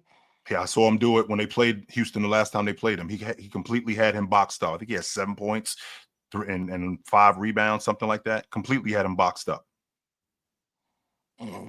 All right, don't know. We'll come back. We'll come right back to you, Mike, because we got a lot of people holding, and we're already at time. Yo, what up? Peace, and blessings. What's good, Fluent? What's good, Chill? What up? Hey, any chance you're going to the Heat game on the 12th?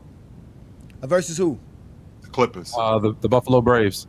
Dude, oh my God! Never the Slippers. Never seen the Slippers of the Clippers. Me and Jay are going to be there. You're going to miss out. Oh man, that'd be nice. Yeah, I mean, no, I would never go to. I saw you just at a game there with your wife. She was heckling some people, so I thought that was the Knick fan base. Game with. I like it. The Knick fan base, I can't stand them. Oh my God, the Knick fan base gets me upset, man. But listen, you got to stop being so harsh on the GOAT over there, Fluent. I mean, you over here complaining. When has he been a part of the media? Because he does a podcast. I'm not harsh on Jordan. Not harsh on Jordan. That's what you're gonna go there. I said the GOAT. But the GOAT is LeBron James. We just seen him got Player of the Month, another great award. Player of the Month. Balling. The oldest to get it in NBA history. The most NBA awards in NBA history goes to the GOAT, LeBron James. Sure. But again, he's not a part of the media. His little media company is not a part of the media. Yeah, it's little. What do they do? He has a show on Max for his barbershop show. What else does he do? What do they do? How do they cover the NBA? Do they cover the NBA or whatever? Yes, they 100%. They're all over. But here, I'll send you some links. They're huge. I don't think you know how many things they own. You should know better about your king. No, I know. It's a media company, but I don't think they cover the league. Where do they cover the league? Where do they cover the league at? Uninterrupted. It's huge. Uninterrupted is on what? It's on HBO, right? And in Canada too, it's huge. They got a Canadian version. They got a Europe. I believe they have a European version. I got to double check on that one. But yeah, they're big. They cover the league for sure. They got Nick Wright, Shannon Sharp. They got tons. Nick Wright, Shannon Sharp don't work for them. 100%. He's paid by Clutch. 100%. Again, Clutch Sports is not an entertainment. Don't come with Jeffrey lies. Clutch Sports and his entertainment group are two separate things. His entertainment group is called Spring Hill Entertainment. Has nothing to do with Clutch Sports. Spring Hill Entertainment. Okay, so don't. Clutch Sports is a sports agency who deals with sports athletes. That's a different subject. And who runs it? Isn't it Maverick Carter or which one is it? Rich Paul. Is it Rich Paul? Which one is that? And who are they? They are LeBron James' longtime friends. And who funded them? They fund themselves. They did. So where did they get their money from? What do you mean? Where they get their money from? From building by networking and building throughout their years. What you mean? And where did the money start? What do you mean from Maverick Carter? He was already a part of an agency. Wasn't he a part of an agency prior to that? Wasn't he already earning his money? Got a degree in this? Yeah, it's the agency that represented Shams. You're absolutely right. And where did that start from? How did Maverick Carter get there? How did Maverick Carter get there? Yeah. Because he was a good, smart young man. Okay, so we're just gonna lie. All right, what else? No, it's not a lie. You think LeBron James got this much power? Again, if he has this much power, he better be your GOAT. He absolutely has this much power. And I don't rank active players in my all-time list, so he stays at number 2. No, I understand. We'll talk when he retires. Yeah, okay, that's another story. But again, he doesn't control Stephen A. Smith, who is the head of the basketball media world. He doesn't control Stephen A. Smith. Just the other day, right, when they were talking about this, Brian Windhorst was just trying to eloquently explain how the league is just great, how it's phenomenal that the league The league is phenomenal. You're right. He said the league trademark should be greatness every night.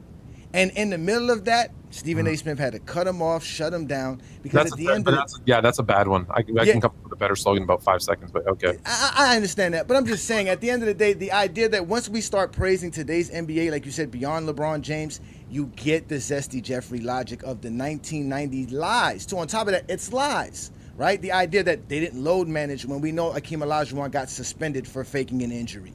When the 80s was filled with, we all know, drug addicts. And they had a problem back then, like you said, the reputation of the league was always a problem. The drug addicts and load managing are not the same thing, though, Jay. No. I'm just saying that the same way they get mad at Mike Peake and we are done with the 90s for finding the flaws of the 90s and the 1900s, it's the same thing that we're trying to say. You guys don't allow today's NBA to be praised. You guys don't allow today's NBA who doesn't allow today's NBA to be praised? Who?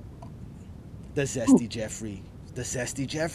I don't think so. Yes. I think there is a small percentage of people who don't appreciate maybe today's NBA, and like I said, are tired of this person or this era can do no wrong. Like when people say, and you're one of them sometimes. Actually, you admitted in the chat. LeBron is perfect. He can do no wrong. This era is perfect. It's better in every way, shape, and form. Those are. I didn't say this era was perfect, but LeBron is perfect. Continue. Yeah. So those people that you would bring out the Zesty Jeffries, as you would call them, when you go to an absolute and say this person or this era is perfect and they can do no wrong and they're better in every way, shape, or form, you're going to get people say, well, that's not true. So instead of being logical and say here's why, like I do most of the time, they go to the far other side of it. It's kind of like your political parties. They used to be here. And then they started to go here, here, here, here. And now they both say such outlandish stuff because the right is saying so far over here that the left has to go way over here to counter it. And that's what we've created because in reality, it's the middle. It's the middle. Is there more athletic and skilled players in the NBA today? 1,000%. 1,000%. Were they all plumbers in 1995? Absolutely not. They weren't. It's a middle ground. There was things that they did better. There's things that they don't do better. But there's plenty of guys that played in the 90s that could play in today's game that would be awesome in today's game. There's guys that, for example, there's guys in the 90s that played that wouldn't have been given, that weren't given the opportunity to do some of the things that if they were asked to do something different. I'll use my friend. He has a show on Sports Fluent, Paul McKeskey. Paul McKeskey was a great 3-point shooter at a 7-footer. Do you think they let him do that? They were like, you could have one a game. Bill Laimbeer is Kevin Love today. That's who Bill Laimbeer is. There you go. So that's what I'm saying. Mitch Richmond would have bust Anthony Edwards' ass today. I don't think your boy Mr. Peter could shoot 38% from the 3-point land, but continue. Man, well, I know that Bill Laimbeer got criticized. If given the opportunity and trained all through as kids, that's awesome as a long ball. What I don't want to do, and Jay gets Jay. This is where Jay and I divide. Is I think he wants me to look at what's going on in today's game and appreciate what's going on in today's game and completely forget about what was going on 30 years ago. Yeah. Actually, I want you guys to remember, do you know that right now we're close to about 10 years? It's about to be a decade since Kobe gave us 60 in his last game? I think it's, I think we're yeah. It's been I'm glad I said that. Look, Fluent. Yes, Fluent. Next month is 10 years. Next month. Year, a month and a year from next month is 10 years that you did that. Yes. Again, I told Chilltown this. Shaq was the most dominant player in the NBA 25 years ago. That's correct. But check this out. 25 years ago. Check this out. Check this out. I had this conversation the other day, which is why it's fresh. And then, yes, there's two more people. Yes, I'm going to get to you right away. I promise. You can get to them, please. But let me say this. Yeah, yes. Find me a player today that can cross over and go behind the back consistently if they're not allowed to touch the side or the bottom of the basketball. No, I agree with you. I've always stated this. I agree to it. Yeah, no. All of those decades, because for what they were, you have to appreciate what they were allowed to do. But again, I just finished saying the last 10, 15 years is the greatest era of basketball, in my opinion, ever. Yeah. So, that's what Will said about Shaq. You're allowed to love all of them. Yeah, but that's what Wilt said about Shaq. Shaq, he never got to do the things Shaq was able to do. And Shaq, if Shaq had to play in the 60s, he would not be able to do the things that Shaq did. So, again, it's about appreciating all eras. But since, like you said, it's a war, you guys got to accept it. The GOAT debate's going to continue till LeBron retires. And we got to, listen, you got to pick a side. And you chose a side, Fluent. I don't think you do. Chosen a side. Me and Jay, when I say Jay, because I know. I have Jordan.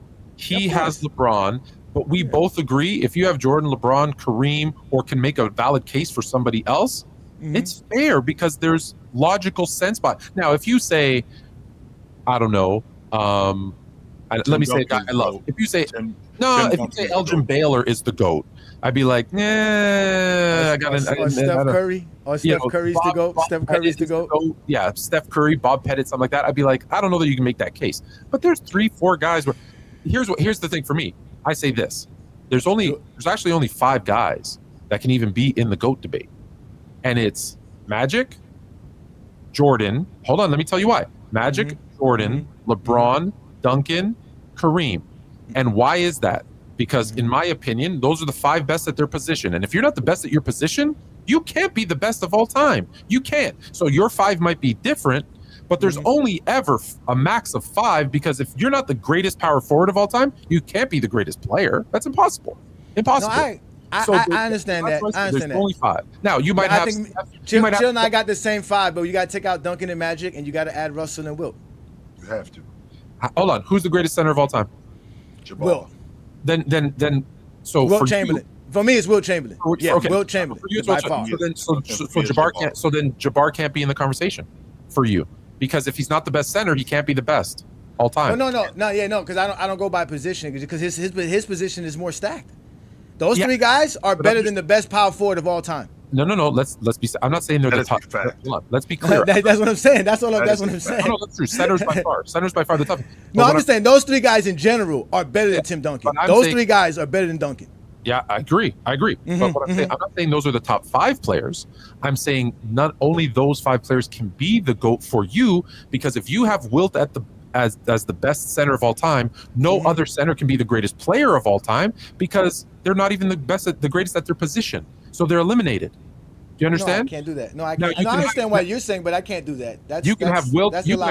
You can have no. It's actually more logical than you know. You can have Wilt, Kareem, and Russell as your 1, 2, 3 greatest of all time, but you can't. have. I put Russell at my 4. That's the whole point. I put Russell at my 4. Then you're putting him out of position. That's fine. No, I say he'd be dominant there as well. Yeah. Because he's Bill Russell. So, again, I like you guys. I don't want to dominate today's show. I'm about to watch 50,000 being scored, sir. 50,000. So enjoy your evening. It's always a blessing, man. You guys keep doing what you're doing, man. Peace and blessings, man. Later. Have you ever heard anyone combine regular season and playoffs? Today, until now. Mm-hmm. What up? Jay, another Jay. Everybody, I'm surrounded by Jays. What up, Jay? Mm-hmm. Hello, can y'all hear me? What up? We can hear you. Well, not no more. You're muted now. We heard you a second ago, but then you just got you're mute. Am I unmuted now? Now you good. Yeah, now you good. Okay. Nope. We had him and then we didn't. Yeah. We had him and then we didn't. Yeah. Well, that's a anticlimactic end. Mm-hmm. We had him and then we didn't. Oh man. Mm-hmm. What are we doing next week? You got plans? Like, what are you're gonna like? What's what's going on next week? I'm just working, doing the show. No, that's not. I said, where are you taking me out? I said. You talking? Yeah, I gotta figure some stuff out. I gotta figure out. All right, where because you're gonna be in the Fort Lauderdale area. It's a spot like around that, like where the airport is. They got a like an entertainment space where it's really nice, and maybe we could do that. Something for the kids. I gotta go do some homework, but yeah, I'll find something. Mm-hmm. All right, Jay jumped on and said he's good now. So you got one more chance. What up? All right, can y'all hear me? All right. Yep, you hot. Mm-hmm. You hot. Perfect. There we go. Do you guys think it just comes with the territory with LeBron that just like you're just that talented of a player, you're gonna get hated? I mean, we see this in other sports, right? I mean, TB12 gets hated a lot, right, for who he is as a player. Like, do you think this just comes with the territory, guys, at this point? I don't hear anybody hating Tom Brady. Tom Brady is the GOAT, and that's really all it is. I hate Tom Brady. Of course you hate Tom, but you don't hate him nearly as much as you hate Aaron Rodgers. So don't do that, Tom. That's true. Why you hate him, Fluent? Yeah. Aaron Rodgers is Brady. So much. Yeah, he's a Bear fan. That's why he hates Aaron Rodgers. That's why I hate he'll deny greatness. He's gonna deny greatness. To answer your question, it does come with the territory. Yes, it does. It does. Listen, you're in today's world. Like, guys, you might hate it, but when we were younger, we celebrated great players. Regardless, like we would say, like, man, I hate, as a Bears fan, man, I hate that Bart Starr, but man, is he good? Right. And now it's just like, man, I hate that Bart Starr. Like you don't, there's no need for the positive anymore. That's just something that has changed. Like, let's be okay. I know I used this analogy earlier, but just think about it. Every single one of you and me were dancing to Drake for 15 straight summers. And now we all hate him. And now he's a pedophile and he's looking for an A minor, right? Like, what? Seriously? Now we all hate him? It's just, it's sad, but this is where we are as a people. It's where we are. It's unfortunate. It's unfortunate to see these kinds of things happen, especially with LeBron, because we go back, other superstars did not get this kind of heat that James is getting. You're right. It's unfortunate. He's in an era where it sucks. It's unfortunate because they're, I always say they're going to miss him when he's gone, but I don't know. Is he ever going to go away? He has to at some point. Like, he can't stay around forever. No. I'm standing on this. I think this guy's going to play till he's 45. No, until he's they're gonna run him out of the league at some point. There's no way that they're gonna let him be around for another 5 years. Now they're gonna at some point run him out of the league. Why would they? Because the league is. Why would the NBA do that? They. Why would you hold on to something that you know is going to end and not have a contingency plan? Because they haven't found a replacement yet. They literally don't have a replacement. Jay, we're 22 years in, Jay. What are you talking about? Okay, I get it. And they still haven't. They can't figure out. It's not that. That's not the issue. The issue is that they don't. How long are we gonna hold They on don't want to move on from him. Chill. They don't want to move on. They don't want to. They don't want to. Okay. So to your point, we don't want to move on from him, right? We don't. So we're gonna hold on to him until we can't hold on to him anymore. And when we lose him, the league's gonna fall apart. I don't know what they're gonna do, Chill. I mean, what are you talking about? You don't know what they're gonna do. I mean, Chill. Okay, listen. If they've got plenty of players in this game. Get out of here with this. Okay. Chill. They have plenty of players in the league. 22 years, Jay. They've got plenty of players to play as the. 22 years. Yes, I understand. Jay. 22 years. Jay. I get that, but they still haven't moved on over 2 decades, and you want to add 5 more years to that. What are we doing, Jay? Well, Chill. Okay. That's fine. What's the okay? Who's the next face of the league then? Who's the next? Who's the next? We won't know until we get James out. Right, he needs to step away. I'll tell you what. They don't want any. It's not any foreigner. They don't want any foreigners to be the face of the league. They don't want to do it with Jason Tatum. Jay, they don't want to do it with JT. Jay, do you understand that we're not going to have anybody until he's gone? Do you understand that? Put it this way. Let me. Do you understand that part? Does that part make any sense? I'm ready to see LeBron go, man. There you go. There you go. There it is right there. I'm not ready to see this guy leave, man. Oh, you know, I ain't ready to see this man go, bro. I'm not. This is ridiculous. Just play forever. If you had a choice, Jay, between LeBron James leaving and Jason Tatum being the face of the league, which one do you want? Oh my God. You got a face of the league right now, but you don't want to see him. Here's the Tatum. problem. I'll say Tatum. I gotta roll my boys, Tatum. But chill, like they don't want to put him though. Like I don't understand it. Tatum plays to the level of his contemporaries, but he doesn't get to be the face of the league. I don't understand it. They don't want a foreigner. They don't want Giannis. They don't want Jokic. They don't want Shea. I'm like, okay, if you want an American-born player, there's Tatum right there. He's a champion. Why can't he be the face of the league? Why? Jay, you're right, but we're 20 minutes over time, so I'm going to have to say goodnight because there's one other person waiting, and I have to say this to Jay now you guys stopped yelling. This is very much they want to move on with their new girl, but they keep driving by the ex's house. She keeps opening the door, Tone. Yeah. She won't tell him. In fact, she's the one who keeps coming by. It's not them driving by the house. She's the one who keeps coming by, and they keep opening the door. Going, come on in. Yeah. Come on in. Dog. You guys missed the biggest tank failure ever. The Raptors were up 6 on the Magic. Took out quickly. Took out Barnes. Took out Scotty Barnes. Took out Jakob Poeltl. Took off RJ Barrett. Up 6 against the Magic against Paolo and Franz. They lost. Paolo and Franz could not do it. They were up against two-way players. They could not do it. Down 6. Raptors were up 6. 2 minutes to go. Paolo and Franz could not get the job done. Barnes was benched with 2 minutes to go. RJ Barrett was benched, 2 minutes to go. IQ was benched, 2 minutes to go. Jakob Poeltl was benched, 2 minutes to go. Jacoby Walter had a game winner. Raptors were up 6, 2 minutes left. But the Raptors won.